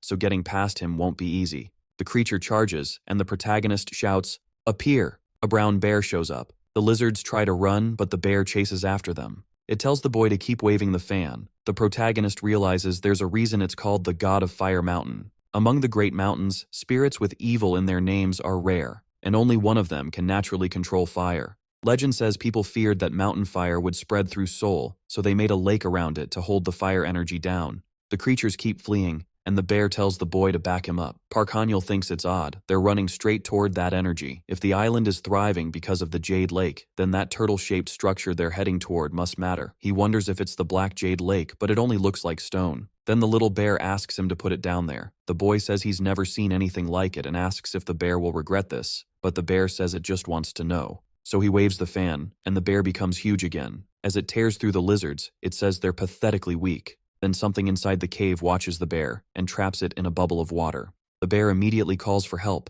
The protagonist breaks the bubble with his power. Park Han-yeol says this must be the creature acting as fertilizer for the island, and the little bear is shocked that something really was hidden inside. The protagonist wonders if it's a hate. If a baby is already this big, then an adult would be terrifying. He's also stunned that it isn't a lake at all, but a divine beast being used to feed someone's pride, and the Leaf family. The bear says that even as a baby, it's about 2,000 years old, and the way it uses that technique so wildly shows it never learned the basics. Holding the fan, Park Han-yeol says this is actually good for the bear. The little animal, now nervous, asks what he means. The boy waves the fan and promises to buy it a jar of honey later to make up for this. Then he seals both creatures inside the fan. Inside it, the monster starts fighting the brown bear. Park Han-yeol is glad they both fit. He snaps the fan shut and says it's time to go. As they escape, the boy thanks Diek for helping him get out, but he notices Diek seems oddly short of breath. A second later, he sees that Diek is bleeding.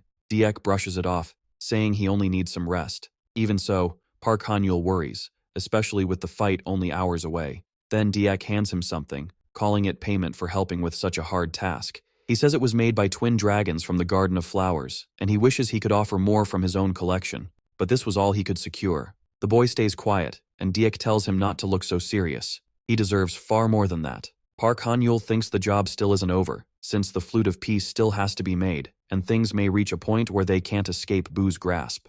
Then he helps Diek walk and says they should get moving. Diek smiles and says he knew the boy wouldn't act proud. The two leave together, both smiling. Park Han-yeol thinks Diek is strong both as a divine being and as a person. He vows to grow strong enough one day to call him brother without hesitation. Soon, people begin gathering for the competition. The announcer tells everyone they are at Dokdo in the Eastern Ocean. Even before the first match starts, the contestants' energy can already be felt. Then it's explained that the event will work like past tournaments. 2 teams enter, but only one side wins. Some worry this year isn't fair because the fighters come from different worlds. Park Han-yeol watches Diek, thinking how he barely showed any sign of injury just a few hours ago. Before it begins, representatives from each nation send greetings to the Water Dragon King and ask for his understanding since the contest is being held in his territory. Then several women begin changing part of the sea between Korea and Japan, linking the 2 islands. This is the sage's power. By syncing with the Water Dragon's strength, they create a new space. The higher-ups picked the fighters, and each one was checked to make sure they met the rules set by the representatives. A masked woman steps forward, introducing herself as Siva and promising to judge the matches fairly and with honor. She swears to protect Yua with her life until a winner is decided. Then another masked figure appears, Odin, and makes the same vow to judge with fairness and honor. He also promises to guard the 7 branches with his life until the contest ends. Right then, the protagonist's bag starts glowing, and the boy realizes that masked man must be carrying the sword tied to the power of the 7 branches, since it's reacting to his axis. The case holding the sword suddenly opens, and the weapon starts moving like it's alive. Odin quickly holds it back and apologizes, saying the sword has a fierce spirit and goes wild whenever it senses a worthy rival. Still, he admits this reaction is odd, because the sword's owner no longer exists. After that, Odin apologizes again for interrupting the event. Yua notes that if even that broken sword still carries the blacksmith's divine power, then its maker must have known just how strong that spirit was. Park Han-yeol realizes that weapon has to be the broken sword. It got that name because its blade is so strong it shatters any other weapon. They say it was forged from the bones of Valhalla's humans, who were known for great strength and battle skill. He figures Odin must have been suppressing the sword's power. If not, it might have flown straight at him because of its link to his axis. That means the masked man must have noticed someone there with enough power to make the sword respond. Then the first fighter is announced, Lee Ung, and his opponent is a celestial immortal. Someone sits beside the protagonist and says it's a shame. It's Go Hyun-hwa. The boy asks what she means and she tells him to keep watching. She hates explaining things. When he turns to the arena, Lee Ung's opponent summons a Kamaitachi. The weasels rush in, and Lee Ung blocks before trying to strike back at the celestial immortal, but the Kamaitachi loops back and lands another hit before he can do anything. The sight leaves the protagonist shocked. Park Han-yeol realizes the celestial immortal adapted and got stronger in just seconds. Go Hyun-hwa smiles and asks if he gets it now. He's probably wondering how that opponent is winning without holding a weapon, but on that side, energy itself is a weapon. This match is also showing the gap between Korean and Japanese abilities, with even the royal family watching. The real goal is to leave a lasting image, Koreans defeating the Japanese. At first, Lee Ung was just another piece in that plan. Even so, he manages to get back up after the Kamitachi's attacks. He's already taken heavy damage, and the wound keeps bleeding badly, making his condition drop fast. The announcer starts wondering if Korea is about to lose the very first match. Leung tries to fight back, but before he can act, the weasels hit him again with ease. This time he's too hurt to keep going and collapses. The announcer declares the first match a win for the Japanese side. Go Hyun-hwa turns to Park Han-yul and says he should be glad. Now the Japanese won't expect much from him. She says with confidence that he can win his match. To stand out, they have to be the best. Park Han-yul gets up, says he'll do his best, and adds that he knows he'll win. As he steps into the arena, the announcer mentions he became famous after the Gwanghwaman incident. The same celestial immortal who beat Leung sneers, calling him another fool and mocking how weak they are. Park Han-yul instantly rushes him and drives a punch straight into his face. Everyone watching is left speechless. Park Han-yul just beat his Japanese opponent with one hit. Some warn him to be careful, saying a reckless charge like that is dangerous. Duke disagrees. To him, the move was clean, and the girl asks how throwing yourself at an enemy with no guard up could count as technique. Duke says it absolutely is.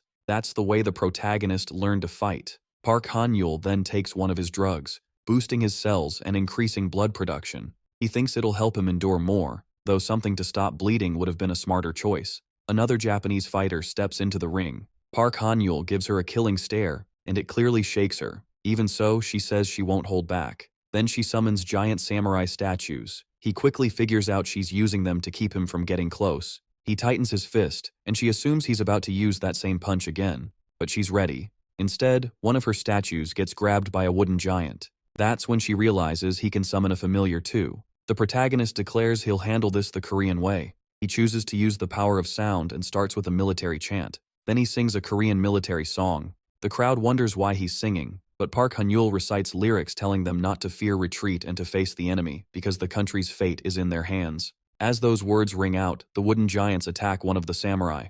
The girl tries to stop it, but the samurai's head is crushed. Park Han-yul smiles. His plan worked. The whole crowd is stunned, because Park has now won 2 matches in a row. He thinks that in a fight, he can't show everything he has. If he does, the next opponent will already know his style, and this competition is just a show for the Yua family and the others. Leung got stuck playing the humiliating role of sacrifice, but Park still has no plan to fool around, because he intends to be the star of this show.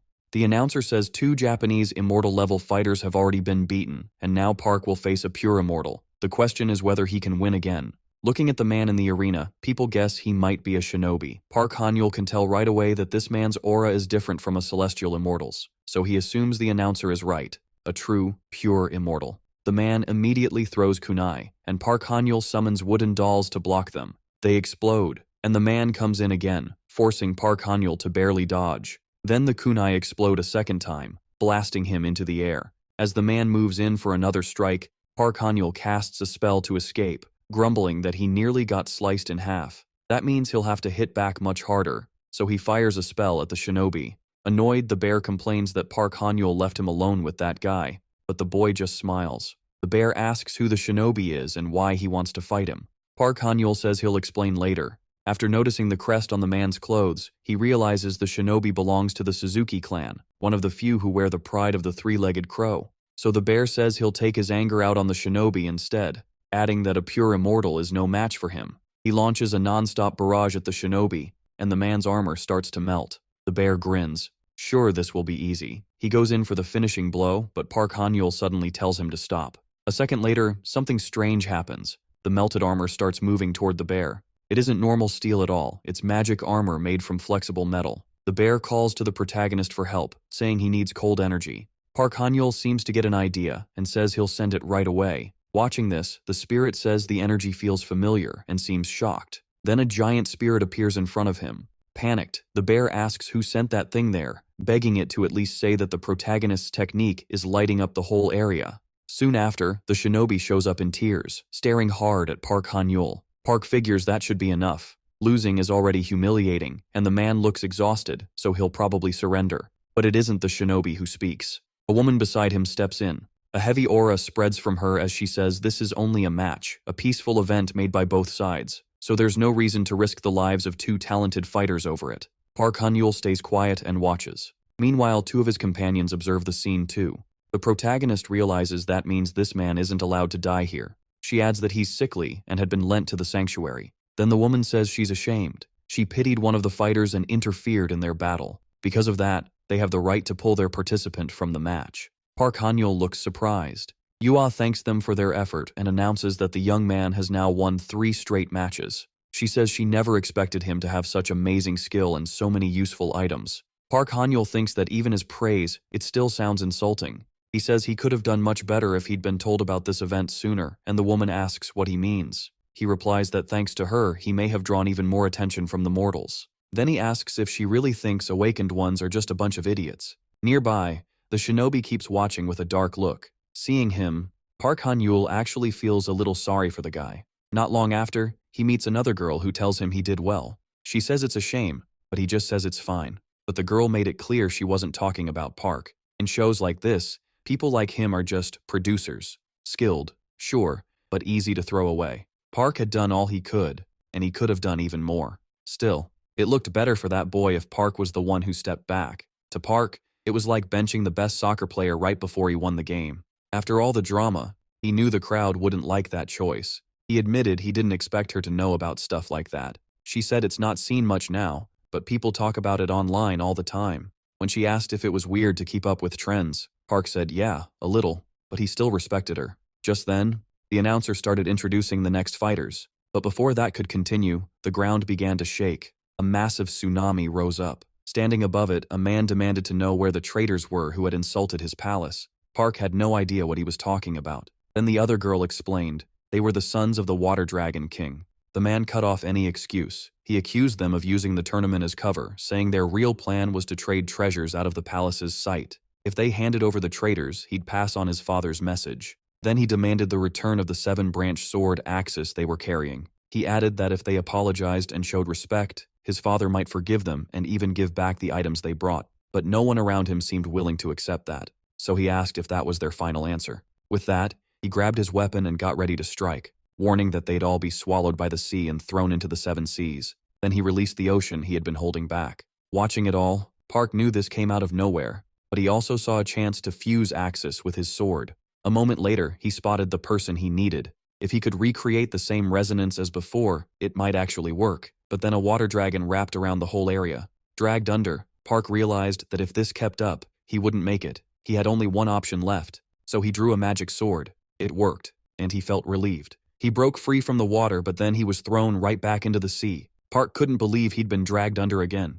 He knew he had to escape fast. Then the area lit up. His sword had changed, and Park felt a kind of energy unlike anything he'd ever known. He wondered if this was the golden power of Axis. Maybe being sealed for so long was why the sword held such insane force. It was so strong it was even pushing back his own power. The power was simply too much, and if it kept building, his body wouldn't survive. He had to let it out. But then he froze in shock, realizing a single swing had already damaged space and time. What scared him even more was that the magic seemed to be swallowing him. He started falling into it. Sometime later, Park landed in a place he didn't recognize. He looked around, stunned, wondering where he was. He guessed the sword's huge power had made a new space-time. It was even worse than the garden gates that led to another dimension. He considered striking again to get back, but decided it was smarter to look around first. Then something hit him. Someone unfamiliar was walking toward him. Park stared for a moment, then thought it might be the shinobi from earlier. The guy had been furious enough to follow him here. Soon the boy stepped on Park and said there were more tools in this world than he'd ever imagined. Still, he'd let Park choose which one would be used on him. Park replied that he didn't speak Japanese. The boy told him to pick for himself then. Right after that, a plant appeared beside Park. As Park pulled it up, the shinobi mocked him as a weak coward. He said Park only sent spirits to fight for him and asked if earth magic was really all he had. Even so, the shinobi was dead set on making Park eat those words. Park just asked what he was even talking about. Then the plant changed into something else. The shinobi suddenly started hallucinating and dropped to the ground. Park told him he shouldn't grab whatever he sees. But then blood poured from the shinobi's mouth, and he collapsed to the ground. Park said he'd killed the shinobi, and that was the end of it. Then someone else appeared and called him an idiot. A new figure showed up, calling Park an idiot. It was the bear in human form, complaining that every time he appeared, Park was already a mess. The bear said it was fine. Park just needed an elixir like always. But Park looked at his face and asked for the truth. The spirit admitted the hit had badly damaged one of his kidneys. Park could already feel his energy leaking away, and if it kept going, he'd lose not just his power, but his life too. The spirit reminded him again that he didn't have to carry everything alone. The bear said Diek had helped him before, so he should survive. Park's core held the power of a supreme immortal, and Diek's gift was still inside him from before the transformation. He also said Park carried the dragon's blessing, a rare power that could even wound divine and heavenly beings. Then he asked if someone who hadn't even lived 100 years already wanted to die. He joked that getting eaten by a bear would be better than dying there like a dropped sack. The bear doubted Diek would want Park to go out in such an embarrassing way. Soon after, Park apologized, and then he started fading away. Meanwhile, Yua ordered one of her servants to leave. She was already thinking that, sooner or later, she'd kill them all. To her, those people understood nothing. They had to be savages because the East Sea belonged to her. Yua said she'd even shown kindness by getting rid of that man, and now they were pointing their blades at her. Remembering what he said, she doubted the Dragon King would ruin his heavenly war with such a stupid lie. She wondered where that old serpent had heard something like that. He was trying to make a hero in the middle of that celestial war. Even if her plan to be worshipped by humans had failed, it still wasn't a total loss. So for now, they just had to wait. Soon enough, all the heads of the bastard sea would be brought to her. Later, Park woke up and wondered how long he'd been out. When he checked his energy flow, he figured his lower core would recover soon. As his mind cleared, he tried to understand what was happening. Why did he have horns now? And why were his senses so sharp? Still, he guessed not much time had passed since everything happened. His body also felt much cleaner than he expected. From the way things looked, someone had been taking care of him. He guessed it was probably the bear and Sun Benim. He wondered if he was still in the same place. He had used the magic pearl with the bamboo fan to make that barrier, so Sun Benim might have put herself in danger to look after him. After opening the door, Park went looking for her. Then something stopped him cold. He couldn't believe the place had turned into a forest. He'd made a shield there with his plants, but now the trees were huge, which made him think a long time had passed. Looking off to the side, he saw nothing beyond the barrier but destruction. He guessed those marks came from a battle involving that girl. Now he just wondered where she was. Then he heard a sound. He hurried toward it, only to stop in surprise. There was a house there, and nearby a blue creature was sneaking around. Park quickly realized it was his spirit. It had grown a lot. Park asked why his own spirit seemed scared of him, then guessed it was probably the horns. A second later, the spirit lunged at him. Park dodged with ease and told it not to bite its owner. That's when the creature seemed to recognize him as its master and stopped fighting at once. Park said it was actually pretty cute. Even after eating the magic pearl, its energy hadn't changed much, probably because it was using that power to heal its inner core. Then Park noticed something else. His clothes were lying nearby. He wondered if there was anything there he could use. He also found a scroll. As he read it, he wondered if it was Japanese and guessed it might be one of the shinobi's scrolls. From what the spirit said during the tournament, the crow crest of the Suzuki clan was one of Yagarasu's secrets. So Park figured these clothes had belonged to the shinobi. He wondered if they were the kind that could transform, because that alone made them interesting. Then he noticed something else. He paused, trying to figure out what it was. The feeling was coming from the same place where he'd sensed signs of battle. When he spotted a group there, he wondered why they were trying to break through the barrier. Their hair color and clothes looked familiar, making him think they were from this place. Then he saw something that shocked him. It looked just like the Goblin Club Guanak had given him before. That was enough for him to realize they were goblins. He never expected goblins to live inside a space made by a 7-branched sword, so he guessed this was their home. Now he wondered if they were trying to invade his territory. Noticing the goblins were trying to break the barrier, Park decided he had to stop them. Then something caught him off guard. A person stepped out from behind the monsters. They demanded to know who he was. Park faced them without backing down. He asked which one of them was the leader. The commander politely introduced himself as Tu, then asked to be taken to the owner of the sword.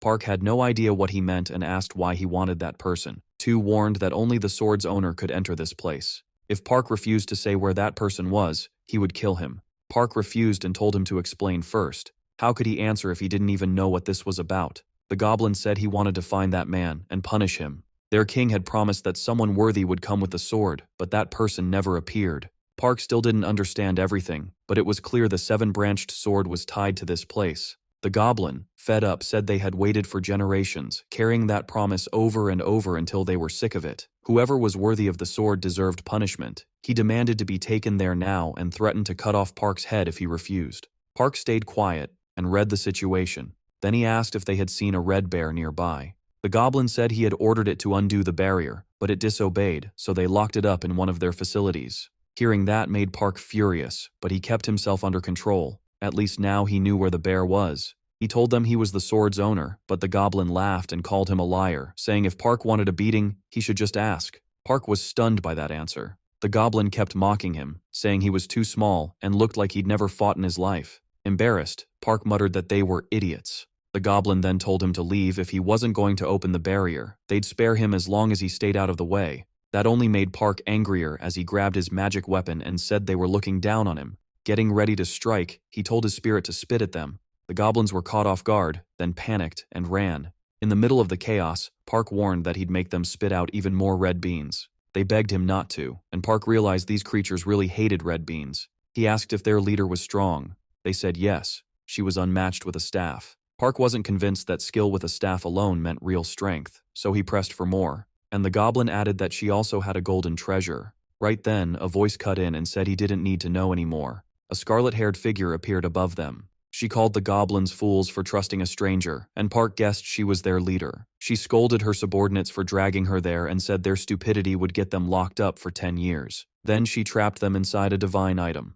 Park guessed that was the treasure they mentioned, and if she led them, she was probably dangerous. So he decided to start with red beans. He attacked first, but she dodged with ease. She praised the move, saying it might work on her underlings, just not on her. Then she called her spirits out of the artifact. Park was surprised by how strong she was and knew he had to be careful. He readied another technique and sent his spirit after her. A fierce fight broke out. The goblin leader asked what he thought of her skills, adding that she hadn't had this much fun in a long time. Park didn't answer. Instead, he remembered someone once saying a staff like hers could do anything, but right now that sounded less like a boast and more like the truth. The bear spirit had called it a goblin staff, able to do whatever its user imagined. Goblins didn't think deeply, so they fought by instinct instead of planning. They also had amazing bodies and strong bones, and with enough will, they could have ruled the world. Back in the present, Park wondered if this leader simply imagined better than the fools he met before. She wasn't scared of his red beans at all, so he had to think fast. A glance at the barrier gave him an idea, but before he could act, the goblin leader noticed and attacked, forcing Park to barely block her strike. She snapped at him for looking anywhere but at her during a fight. Park said nothing as he broke her attack, then spun behind her with a counter, but she barely escaped. The leader summoned her spirits again and landed a hit on Park. An explosion went off, sending him crashing to the ground. She asked if he'd finally hit his limit and if it was time to end this. Then she told him to start begging. All of her spirits rushed at him, and she planned to trap him with the bear once he started screaming. But Park got back up, saying the one who laughs last laughs best. He summoned wooden golems, each carrying jars full of red beans. They dumped the beans all over the goblin leader, and she was shocked. But her artifact absorbed everything. Park said she'd been waiting for him to scream, but that was her big mistake. He grabbed the artifact and ordered the bear to come out. The spirit popped out at once, saying it knew Park would save it. Then it complained that Park was an idiot for leaving it trapped long enough to get sad. Park asked how long it had been stuck there, and the bear said more than 150 days. Time moved differently in this world, but not by much. Park said they needed to get out fast if that was true. After that, he released the goblins from the artifact and asked if the woman really was their leader. She looked him over and said he was short but broad-shouldered. That left Park flustered, and he shot back that he was average height. The goblin said size didn't matter, and that her mother used to say the same. At first, she hadn't believed it, but Park had beaten her. Then she decided he was smart and not bad-looking, so she asked him to marry her. Park was completely speechless. Even the spirit started wondering if Park was really about to get married and how that would even work. Still confused, Park asked what she was talking about. The bear asked if he still hadn't figured out that the goblins were tied to the seven-branched sword. Remembering the prophecy, Park thought this must be the promise about a man one day coming with that sword, so they had probably been waiting for someone worthy to marry her. Park said it had nothing to do with him, and the person meant to come with the seven-branched sword was probably already dead, but the bear pointed out that the woman clearly didn't see it that way. Park thought he was too young for this and wanted to wake up from what felt like a bad dream. Instead, he demanded to know where she hid the sword and threatened to stuff her with so many red beans her stomach would burst if she stayed quiet. He ordered her to talk now, but she refused, saying she wouldn't hand over the sword until she'd had 3 children with him. Park immediately told them to bring more red beans. Watching all this, the bear said that probably wouldn't get him anywhere. Park admitted goblins were insanely stubborn, so forcing an answer out of her would be hard. The bear asked why he didn't just marry her then. They'd been trapped there so long they probably didn't understand things normally, and he couldn't force them anyway. Besides, that artifact was their greatest treasure. Since time moved differently here, the bear suggested Park could marry her and stay a while. Park realized this approach wasn't getting him anywhere. So instead of threatening her, he decided to try bribery.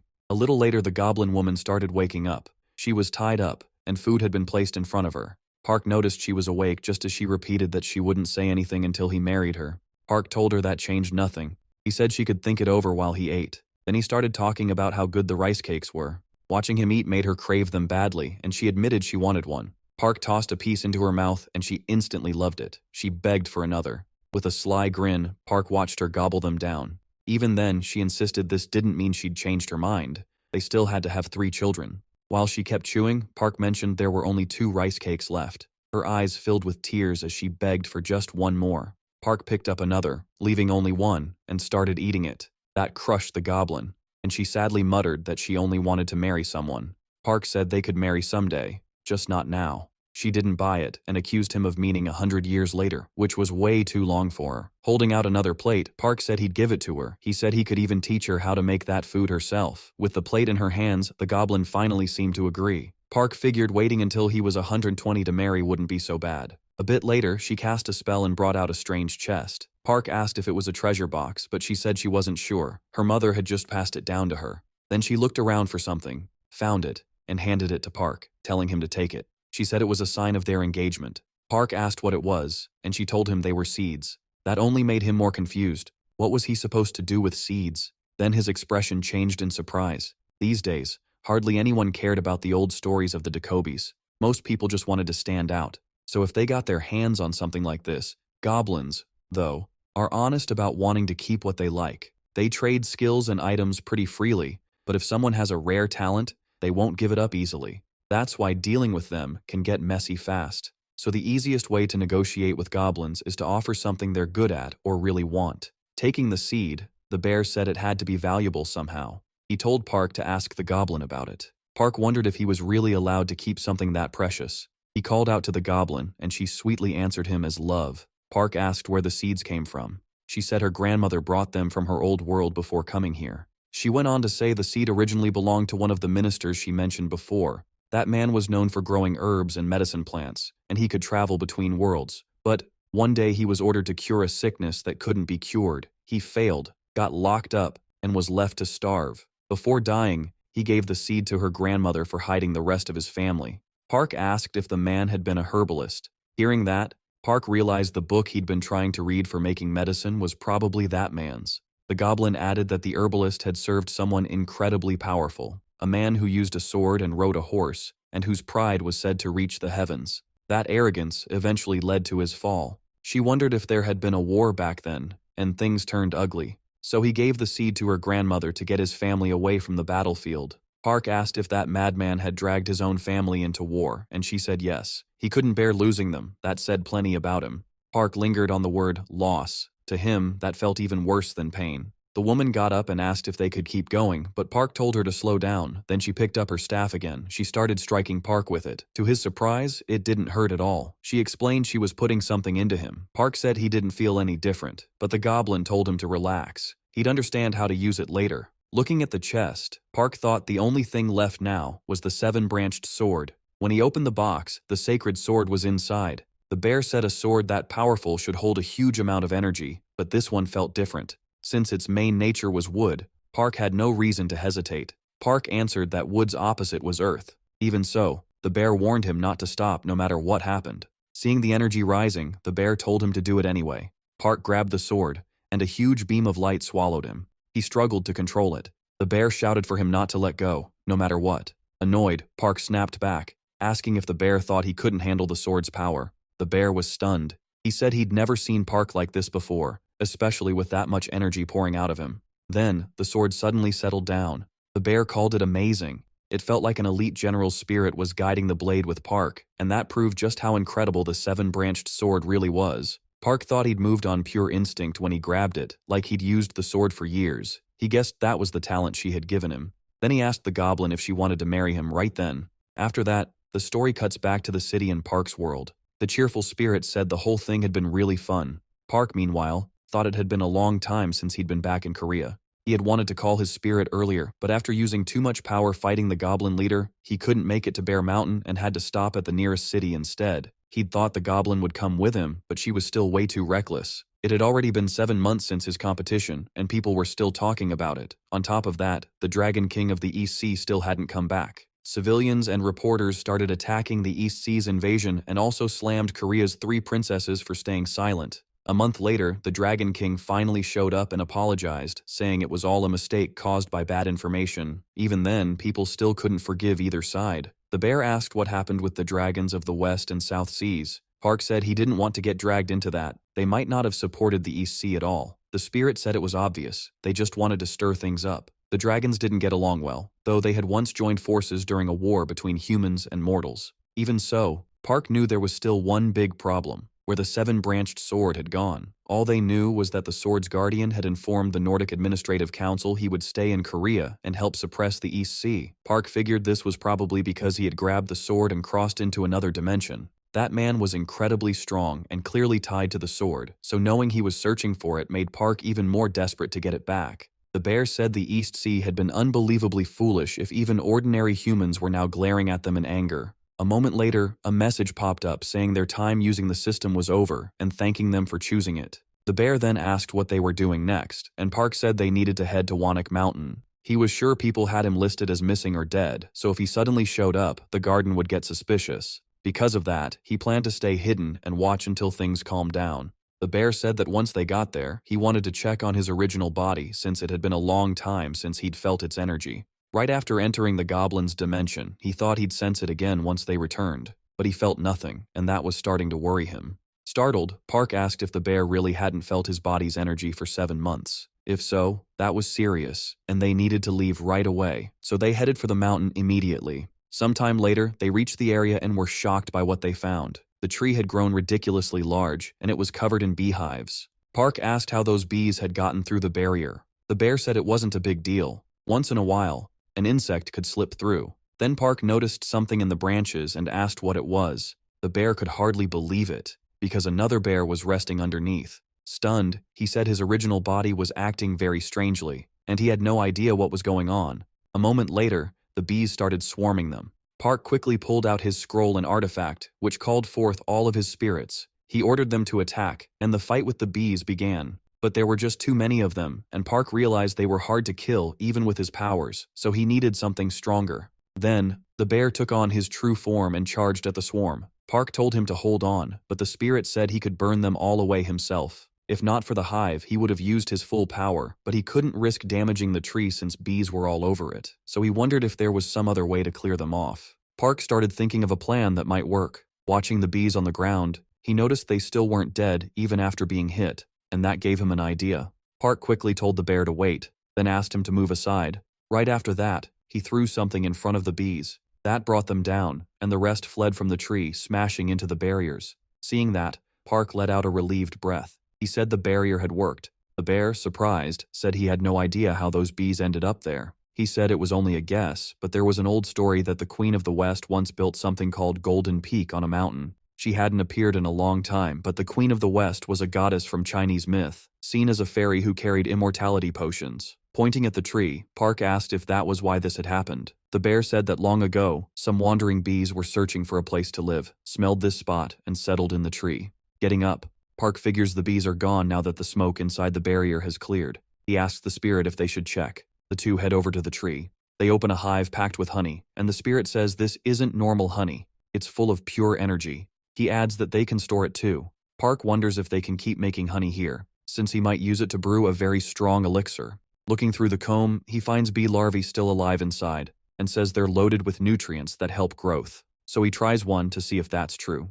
Right away, the system says he consumed a drug called royal jelly, which boosts his growth. Park makes a face, saying he expected it to taste sweeter if it had honey in it. The bear stares at him and asks why his head is glowing. Seeing the horns, he guesses Park might be a dragon's son. Shaken, he asks what's going on, and Park says it's probably from the draconic power he absorbed. The bear says that still doesn't explain why he's starting to look like a dragon by birth. Park can only say weird things keep happening lately, and the bear already saw the mark on him before. The spirit looks at the scar, calls it strange, and asks if he's all right. Park asks if he knows what it means, but the bear admits he has no idea. He explains that dragons are born with water power from nature and train with it for thousands of years, which is why they're such legendary beings. Humans are different. They can handle more kinds of natural elements. So if someone were both human and draconic, they could become something almost impossible to measure. That means Park might turn into a creature the world has never seen. The bear says carrying that much power must be rough, but Park answers that he hasn't fully awakened yet, which makes it even harder to control. The bear says his horns grew because his core took in that power. If he absorbs more, he could become a full dragon, but since he's still human, there may be side effects. He adds that if Park really turns into a dragon, he may have to live in water. That makes Park seriously think about becoming one. If his horns are growing, then maybe he really can absorb water power. And if he leaves the larvae here safely, they could become new bees, make more honey, and give him even more larvae later. So Park says he wants to learn to use his power better. Thanks to the pill that woman gave him, his energy stopped going wild and increased a lot. Since that elixir had the wood element, it felt like hope.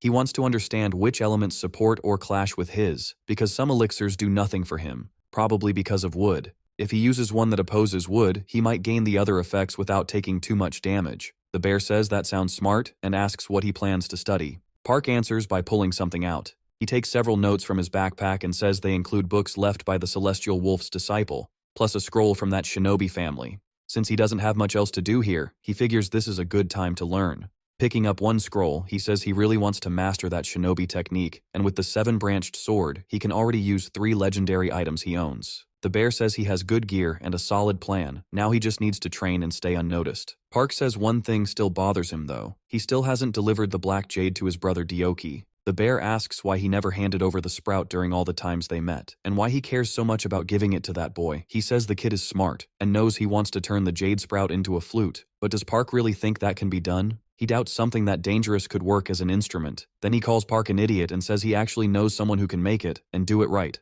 Surprised, Park asks if he really knows a blacksmith who can forge a flute. The bear says even if he does, he wouldn't want to hand it over to Dioki. Park tells him to calm down. He's interested in that flute too. The bear asks if he means that, and Park says yes. He'll give it to Dioki's brother. To him, using it himself or delivering it wouldn't change much anyway. The bear accepts and says they'll leave right away. The smith he wants to introduce is called the God of Fire. Long ago, he settled a debt involving his nephew and sister. That's why they're heading to Mount Kua. When Park asks where it is, the bear says it's in North Korea. Park is stunned, then asks if the bear is North Korean and if the boy really has a sister. The bear says Park has it wrong. The mountain named after his sister isn't that other mountain, and he isn't that place's spirit. Still, his nephew is called Dangan, and according to the woman, 3 great powers rule the whole North Korean peninsula. It seems the bear's sister is in Azadal on Mount Kua.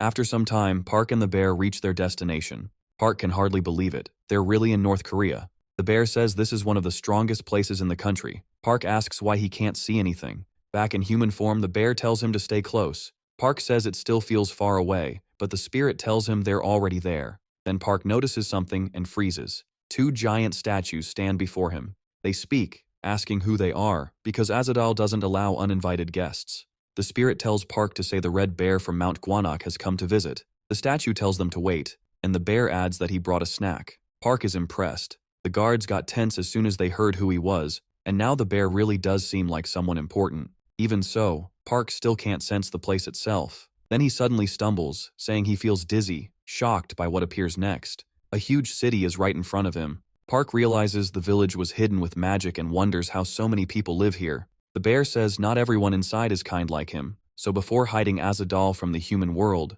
they chose who was worthy to stay. There's one rule. Even life and death belong to his nephew, who decides who gets to live there. Park thinks that sounds a lot like the so-called Great Leader of the Northern Paradise. A group approaches and says the leader wants to see the spirit. The bear quickly asks which leader. The man says the Great Mother is waiting at the main house, then asks about Park. The spirit calls him a trusted subordinate. Satisfied with that answer, the man tells them to follow. A while later, they head deeper inside together. With Park apparently blindfolded, the guide says they've arrived. Still unable to see, Park assumes this must be the main house. He says the palace here is beautiful, though something about the place feels off. Then a girl appears in front of him. She steps forward and thanks them for coming, apologizing if her request caused trouble. The guide leaves, leaving only Park, the spirit, and the woman. She says it's been a long time and that she missed him very much. Then she hugs the bear in human form, saying her brother hasn't changed at all since he vanished without a word, and she'd been worried sick. In a tense voice, She says he must be tired from traveling so far and should get some rest. At that point, Park starts to understand what's going on. The girl tells him not to worry, it's only temporary. She asks if he's scared of her, saying she's the only family her brother has left since they're still beasts from the forest. But what really interests her is Park. Why is a dragon here serving as her brother's subordinate? Park removes his mask and says, monster would be a better word. A little later, they sit down to talk, and Park Han-yul explains how they ended up there. Eunmyo says she understands. Even so, the story sounds way too wild to her, so she asks if he's lying. He says no. Wonuk trusted him, and that's why he was brought here. A lot happened, and he had to keep the fact that he was a monster hidden. That's why they came looking for help and answers. She takes a breath and says she understands. But sadly, the fire deity isn't here. That catches Park Han-yul off guard. Eunmyo awkwardly explains that he already left Essadal, though he still cared about his family, so if they brought him an offering, he would respond with his flute. Park Han-yul then asks why Wonuk sent them all this way if the fire deity had been gone for so long. She says he's probably figured it out already, which makes him listen closer. Eunmyo explains that her brother likely brought them here because he wants Essadal to take Park in. More than that, he may want the boy to take the throne that will soon be empty. On the flying base, Daok and Yua sit in silence. She asks what's on his mind, and he brushes it off as nothing. Yua then asks if he isn't happy to be part of the meeting, since he said he wanted to lead the attack on the East Sea. Daok says that after the Sea Dragon King attacked them and they lost the seven-branched sword, their side kept taking heavy damage. A lot of innocent people died because of it too, so he can't forgive them. No matter what, he plans to make them pay. Yua warns him not to get reckless. The sea creatures are enemies now, and they have to wipe them out completely. If he talks like that again, she'll strip him of command. Daok chooses to follow her orders. Yua thinks about how everyone agreed on the subjugation. Once the East Sea falls, a new dragon must take the empty throne, and depending on who that is, the result could be beyond their control. The only comfort is that there aren't many dragons, so they can't let just anyone grab that power. What they need is a new dragon child they can keep under control. Park Han-yul asks Eunmyo to help hide that he's a dragon and let him leave Essadal safely. She says the simplest path to peace would be taking the Dragon King's throne. He answers that even then, they'd still treat him like a dog, and what he hates most is living as someone else's puppet. Lowering his head, he asks her for advice on what to do next. He says he's never really had people he could trust, and Eunmyo admits that makes her feel sorry for both him and her brother. Park Han-yul looks up and asks what she means. She says she won't let her brother leave again. Back when he first left Assadal, she tried everything to stop him because even if he chose to protect Mount Wonuk, it was sad watching him throw everything away and become so miserable. Park Han-yul says he could give up his freedom to pay that price, but she rejects that idea. Eunmyo explains that to claim the Eastern Throne, his core has to be filled with water energy. Only the sea itself can do that. Otherwise, those thrones wouldn't exist. And right now, he still seems weak. Still, she can help. Through her connection to one of the Dragon Kings, she knows a place that could strengthen him, and she's willing to tell him. There, he can build up the energy in his core and sync with the water. Park Han-yul thinks he needs to leave before Wonuk wakes up, but he still wants to say goodbye first. He tells her he'll never forget what she's doing for him. 3 days later, Park is stunned by what he finds. He has reached the throne of Mount Baektu, and the energy there is unlike anything he's felt before. As he looks over the water, he wonders if there are cores inside the lake. He dives in. To his surprise, he can still breathe, and his body feels light, almost like he belongs there. When he reaches the bottom of the lake, he finds something glowing and realizes this must be it. Just getting close lets him feel water energy gathering around him. So he moves in, thinking this might make him stronger. But it's harder than he expected.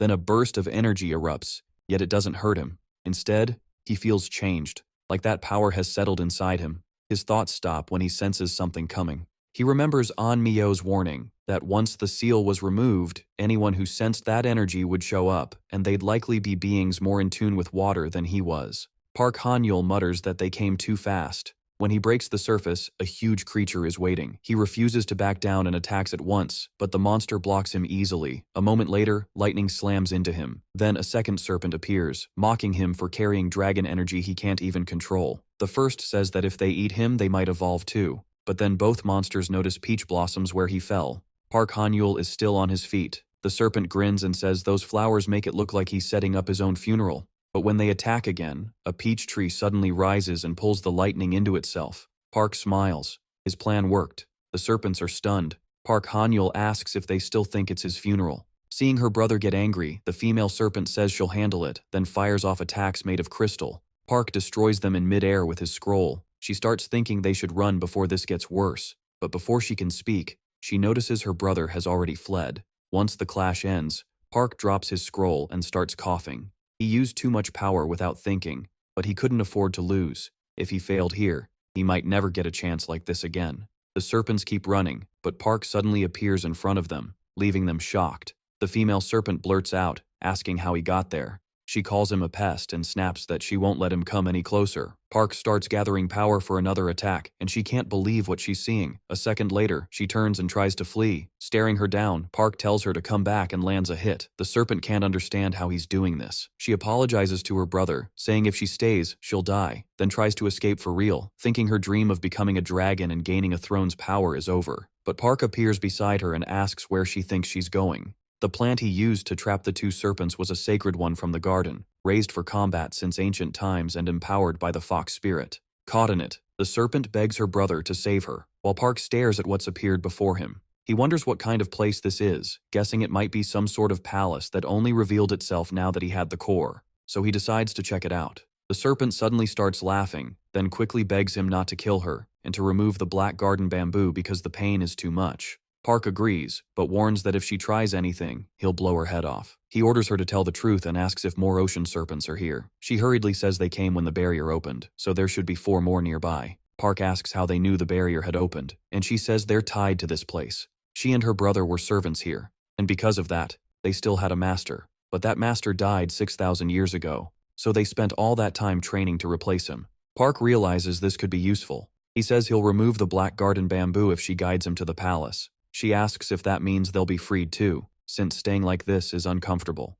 Then she changes into a beautiful woman and introduces herself as Herrick. Park tells her to lead the way. The girl returns, looking sad, saying it's a shame she and her brother ended up like this, though she's glad they're still alive. Inside the palace, they stop in front of a huge door. Herrick explains that everything in this place moves with the core, and the water bearer can use it freely. After her old master died, it became a sacred site, so no one unworthy could enter or open the barrier. Park thinks the strangest part is that outside there was water and fish floating in it, almost like he could build a garden there. As they keep walking, the serpent tells him this is the Dragon Palace vault, and only the core bearer can open it. Everything her master owned is stored inside. Park casts a spell and says they should check the place properly. A moment later, the vault opens. Inside, everything is spotless. Then he notices a huge bookshelf and is caught off guard. At first glance, the books don't look special, but once he opens one, he sees it's a martial arts manual. The serpent, still in human form, explains these are dragon techniques, and her old master had mastered every one of them. Park asks what she and her brother had been training all this time if they wanted to take over this place. She says most creatures found masters to guide them, but after their master died, she and her brother had no one, so they just trained however they could. Park realizes that's why she was so desperate to come back. If what she said was true, they might even become dragons by learning these techniques the right way. So he lets them study the books, but only if they serve under him. She agrees right away and says she'd be happy to. Park hands her a book and says that's her first job, then tells her to get ready for guests. Seeing how natural she looks as a human, he wonders if all sea creatures can transform like that. He also gets curious about what her brother looks like in human form. Sometime later, a man sits at a table with a drink. Park thinks he never expected a god like this to meet him in person. Even as just a pure immortal, his dragon energy earns him respect, so Yuo is treating him seriously. The man asks why Park came to see him so soon after arriving at the palace. Park pulls out a piece of bamboo and says he needs a favor. The man recognizes it as black jade sprout bamboo, and Park asks him to turn it into a flute of peace. Hearing that, the man calls him a pretty greedy young man. Park quickly says he has no bad intentions. The man tells him he doesn't need to explain. Park should calm down, since making things is his job. After checking the bamboo, he says the size is good, and it should make an excellent flute, so he'll do his best. Park can tell from that quick judgment that the man really is a top craftsman. Then he says there's one more thing he wants. He pulls something from a spell, and a sword appears. Park had found it in the ancient Dragon King's vault. The instant he touches it, a terrible aura starts swallowing him. The energy feels wrong, not like anger, but like a thirst to kill. Cold and sharp, like an assassin's urge. Park knows it's powerful, but he can't control it well enough to use. Looking at the blade, the man says there's definitely something strange about it. He reaches for the sword. Park quickly tells him to stop. He warns that this weapon isn't like an ordinary sword. Even so, the man picks it up without trouble. Park is stunned, since he himself could barely keep it under control. He figures that's the skill of the world's greatest craftsman, the fire deity. The man explains the sword carries a dark force made by the northern dwarves. It's incredibly strong, but that same power can ruin its user. Still, he says it can be managed with a new scabbard. If the sheath can restrain it, the sword's energy will stay sealed until it's drawn. But there's a catch. Even if Park uses it, the blade won't rest until it draws his blood. Park says he'll remember that. The man then tells him he'll return after making both the flute and the scabbard. Afterward, Park looks through what he found and is amazed there were so many valuable things here. He still has a lot to learn, especially with the bear gone, and more knowledge never hurts. Just then, the serpent woman calls for him and says a guest has arrived. Later, an older man asks if Park is the palace's new king and introduces himself as Taebak of the immortal sacred temple. That temple came from an old story about a man on a mountain between the 8 provinces of Jojeon. A man said to honor the nation's gods and perform rituals for them. But the real story was different. There were actually 8 mountains, each ruled by a powerful immortal. Because of that, the palace ordered the mountain to return to sacred use as a temple for the gods. Years later, that holy place was shut down, but now that Heaven's Gate has opened again, the Korean government has allowed the immortals to use the land once more, and the man standing before Park is the one in charge there, the current master of that mountain. Park greets him politely and says he should have visited first, but Taebak brushes it off, saying he was just passing through and decided to stop by. He adds that he brought a disciple with him. The girl introduces herself as Shin, Taebak's youngest disciple, and says it's nice to meet him. Park is surprised when he sees her. He tells them to come inside and sit. A little later, the 3 head further in. As they walk, Park thinks the girl has changed a lot. Now she's that priest's disciple, and the whole visit feels strange. He can't guess what Taebak really wants. Soon Taebak asks about Park's connection to the ordinary bears. Park says they're difficult beings, but they hold countless things between heaven and earth. Even so, he owes them a lot, and he only became close to one because they had a long relationship. Taebak points out that Park isn't even 100 years old, yet he's already a pure immortal and owns a palace. He says very few young people rise that far that fast. Then he introduces his disciple properly, saying she's young too, highly talented, and nearly at the celestial immortal stage. Because of that, he suggests a bet. He asks Park what he thinks about training his disciple. Park asks if he means they should train together. Taebak says yes, they'd both enjoy sparring with each other, and maybe she could even become his wife someday. That leaves Park completely stunned. Taebak says that's exactly why they should start training together. The girl clearly doesn't like the idea either. Park apologizes and says he's not interested in that kind of relationship, but Taebak tells him not to decide too slowly, it would help his training. He adds that if it happens, Park would become his son-in-law, and he doesn't treat his sons-in-law badly, so he sets a jar on the table. Park is startled by what's inside. He realizes it could hide the truth about his unusual body, and because of that, he never looked at medicine the same way again. Staring at the jar, he says it's rare and worth a fortune. Even then, Park tells him he's already promised to marry someone. Taebak says he's stubborn and that 2 people tied by physical attraction can't stay as just anything else. He asks what's wrong with having more than one wife and why Park is thinking like an ordinary man. When Park looks at the girl, he sees she isn't happy about any of this. Not long after, he gives in. Feeling sorry for her, Park says he'll accept her as his student and marry her. A few days pass, and they begin training. Soon, a blue cloud forms between Park's fingers, and he's pleased he pulled it off, calling it incredibly beautiful. Now that he understands the basics, he thinks he could make rain if he puts in more energy. And if the celestial demon god's art reaches 6 stars, he could mix different traits together and create a natural disaster. That excites him, since he wants to hit 6 stars as soon as possible. Then the serpent woman calls for him again and says the young lady wants to eat in her room. Park decides it's time to use Taebak's gift and tells her to send the girl in. Meanwhile, the young woman stands outside his door thinking how strange and shocking it has always been to be tied to a dragon, or to marry into one of their families. Even though she doesn't want this, she believes it's all because of her master. A moment later, she opens the door and apologizes for entering. Park is lying down and asks if she's here. He says he arranged the room the way mortals like it, and asks what she thinks. A little embarrassed, she thanks him for being thoughtful. Then Park asks if she really doesn't want this. From her face, it's obvious she's unhappy, and he says it's absurd for her to act like she's on equal footing with him. That's putting it mildly, so he asks if she really thought he wouldn't notice the treasure she was using, or offering, since her master had presented it with her, and he questions how she ever earned the title of Celestial of Bayek. Hearing that, the girl snaps in anger. She pulls her sword and warns him not to insult her master again. Park calmly calls out one of his spirits. He says this is getting interesting. A mere human dares talk down to him. Then he reminds her that he is the king, and this is his palace. No matter how she comes at him, A celestial immortal can't do a thing here. The girl falls silent. A moment later, Park tells her to come with him. He has a better way to settle this. He takes out something and tells her to eat it. Looking at it, she wonders what he gave her. As she accepts it, she guesses it might be a life pill meant to protect the 8 treasures. It seems basic at first, and she doesn't think she needs it right now. Still, since Park is clearly skilled at making medicine, this one might be different.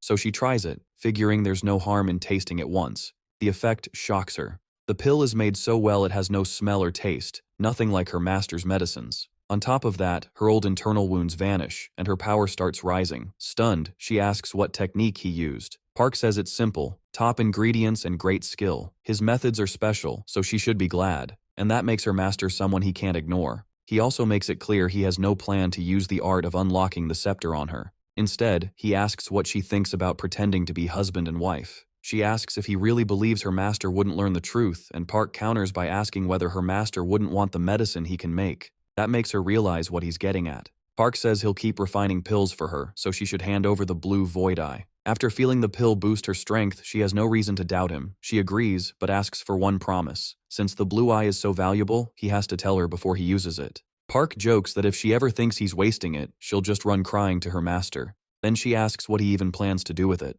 Park answers that he's going to brew liquor with it. That leaves her stunned, and she starts wondering if giving it to him was a mistake. Sometime later, Park is already drinking what he made. He notices the medicine's raw potency dropped a little, but now it works faster, lasts longer, and is far more useful overall. Since he's tested enough, he decides it's time to make something proper with the blue eye. Not long after, the same girl shows up again. For some reason, she's drunk and starts rambling at Park. She demands he give her more, saying he promised. Fed up, Park asks his subordinate to deal with her. That only makes her madder. She complains that he can't just ignore people, then blurts out that her father is a high-ranking firefighter honored by the president. She adds that he's an old man who sneaks around thinking nobody will notice. That catches Park off guard. He realizes he may have learned something useful. Now he just needs to think of a way to use that information later. But first, he needs to make proper use of the item in front of him.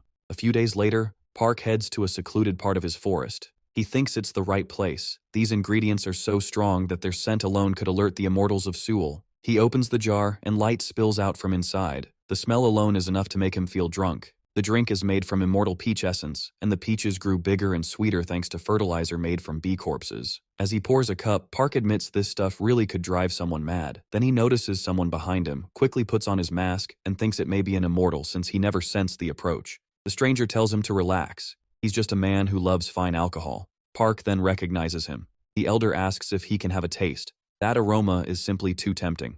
Park generously offers him a cup. The man is thrilled. Calling Park generous, he gladly accepts and takes a drink. Right away, he says it's the best liquor he's ever had and that he hasn't tasted anything like it in ages. Park reminds him that he once said if he died, he'd never taste good liquor again. He also notes that the junior the man introduced to him still hasn't shown up. This elder used to wander the world, but after falling for palace liquor, he settled in the northern mountain territory. He's one of the 8 Chinese immortals, a dragon slayer who crushed evil with the celestial evasion sword. His name is Dong Bai. Park says that means he should greet the new ruler of heaven and earth, the immortal sword. But Dong Bai says his old agreement with that young man is over, so now he'll treat Park as a brother, and asks if he knows that. Park asks if calling a dragon king his brother doesn't break any rules. Dong Bai admits it's awkward, but says he didn't know at first that Park was the new dragon king. Park says a man like him should know how precious this liquor is. Its aroma alone feels like the work of a genius, or maybe a verdict from heaven. The elder quickly tells him to stop. He's embarrassed enough already, and he can't stand hearing any more of that. Park thinks that even if their deal started for farming, he still has to choose whether to be strict or fair about it. He then says his seniors might scold him if they heard Dong Bai using such a high title for him, so they should take the liquor and head together to his ancestral sanctuary. Dong Bai says that sounds perfect. He thanks Park for saving his life and says if Park ever needs help, he only has to ask. Park immediately asks for a favor.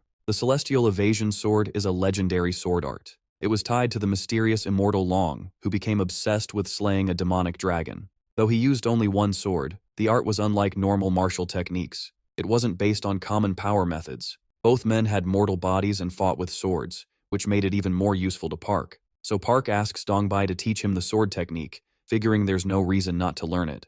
2 days after leaving the demon's lair, a giant creature crawls through the area. Inside a house, a boy tells his brother everything will be okay, and time will heal things. Then the creature appears. and the boy rushes toward it. Tears in his eyes, he clings tightly to his brother. Just then, Park arrives and says this place has some good fertilizer. He attacks at once and easily knocks the creature down. The boy is stunned that he's still alive. Park says he just gained more fertilizer, then notices the two children there. Once he understands, he realizes they were being used as sacrifices. That makes him furious. The creature gets back up and charges, shouting that it will kill him first. An explosion follows, and within seconds the monster is beaten again. The boy had thought nobody would save them and they were doomed, but then he freezes in shock. Park is standing over the creature, and the monster can't believe he's alive after being swallowed. Park readies another strike and carves into the beast again, saying this won't happen twice. Then he smiles, activates his special skill, vanishes, and appears above the creature in an instant. He unleashes another barrage of slashes and seems to finish it for good.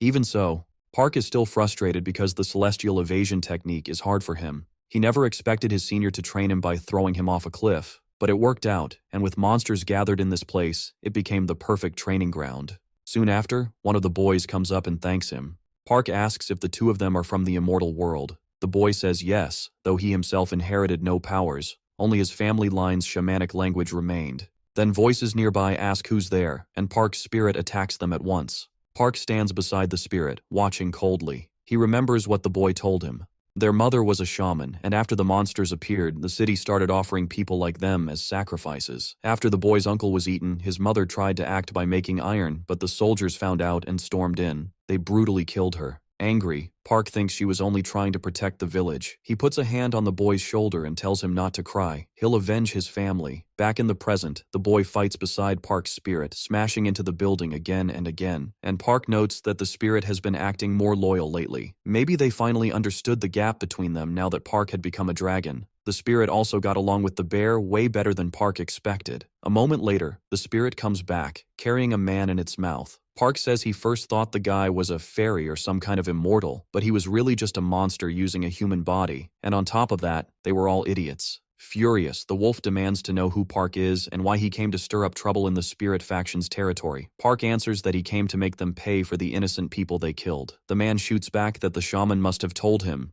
if she made that thing for their lord, then nothing could have changed. Park pauses, wondering if they really had a lord.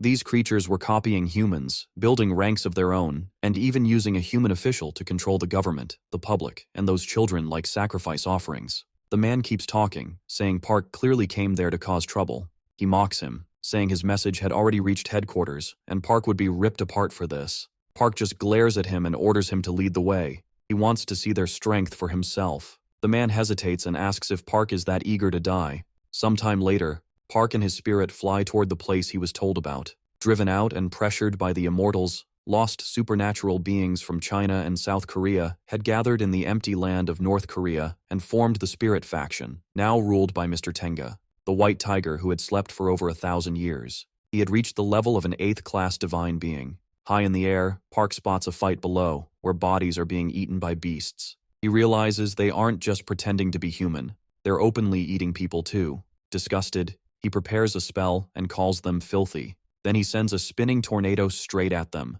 The creature can only stare in shock, and right after that, Park tells them to let the wolf go. The wolf panics and begs not to be thrown. Park ignores him and hurls him right into the tornado. He watches coldly until an explosion suddenly erupts. Amid the chaos, a man asks what is going on. He says a powerful being must be behind the attack, while Park is surprised the wolf escaped the tornado so easily. The wolf keeps talking, stunned because he thought Park was just some nobody who dared speak to him so casually. Then he orders his followers to attack, but a bolt of lightning instantly drops one of them, and when he turns around, the rest of his men are already defeated. Seconds later, 2 serpents appear in front of the wolf. Park says they must be hungry, so they can use their strength tonight. He tells them not to keep him waiting and to end it fast. That's where this part ends. If you don't want to miss the next one, turn on notifications and I'll see you next time.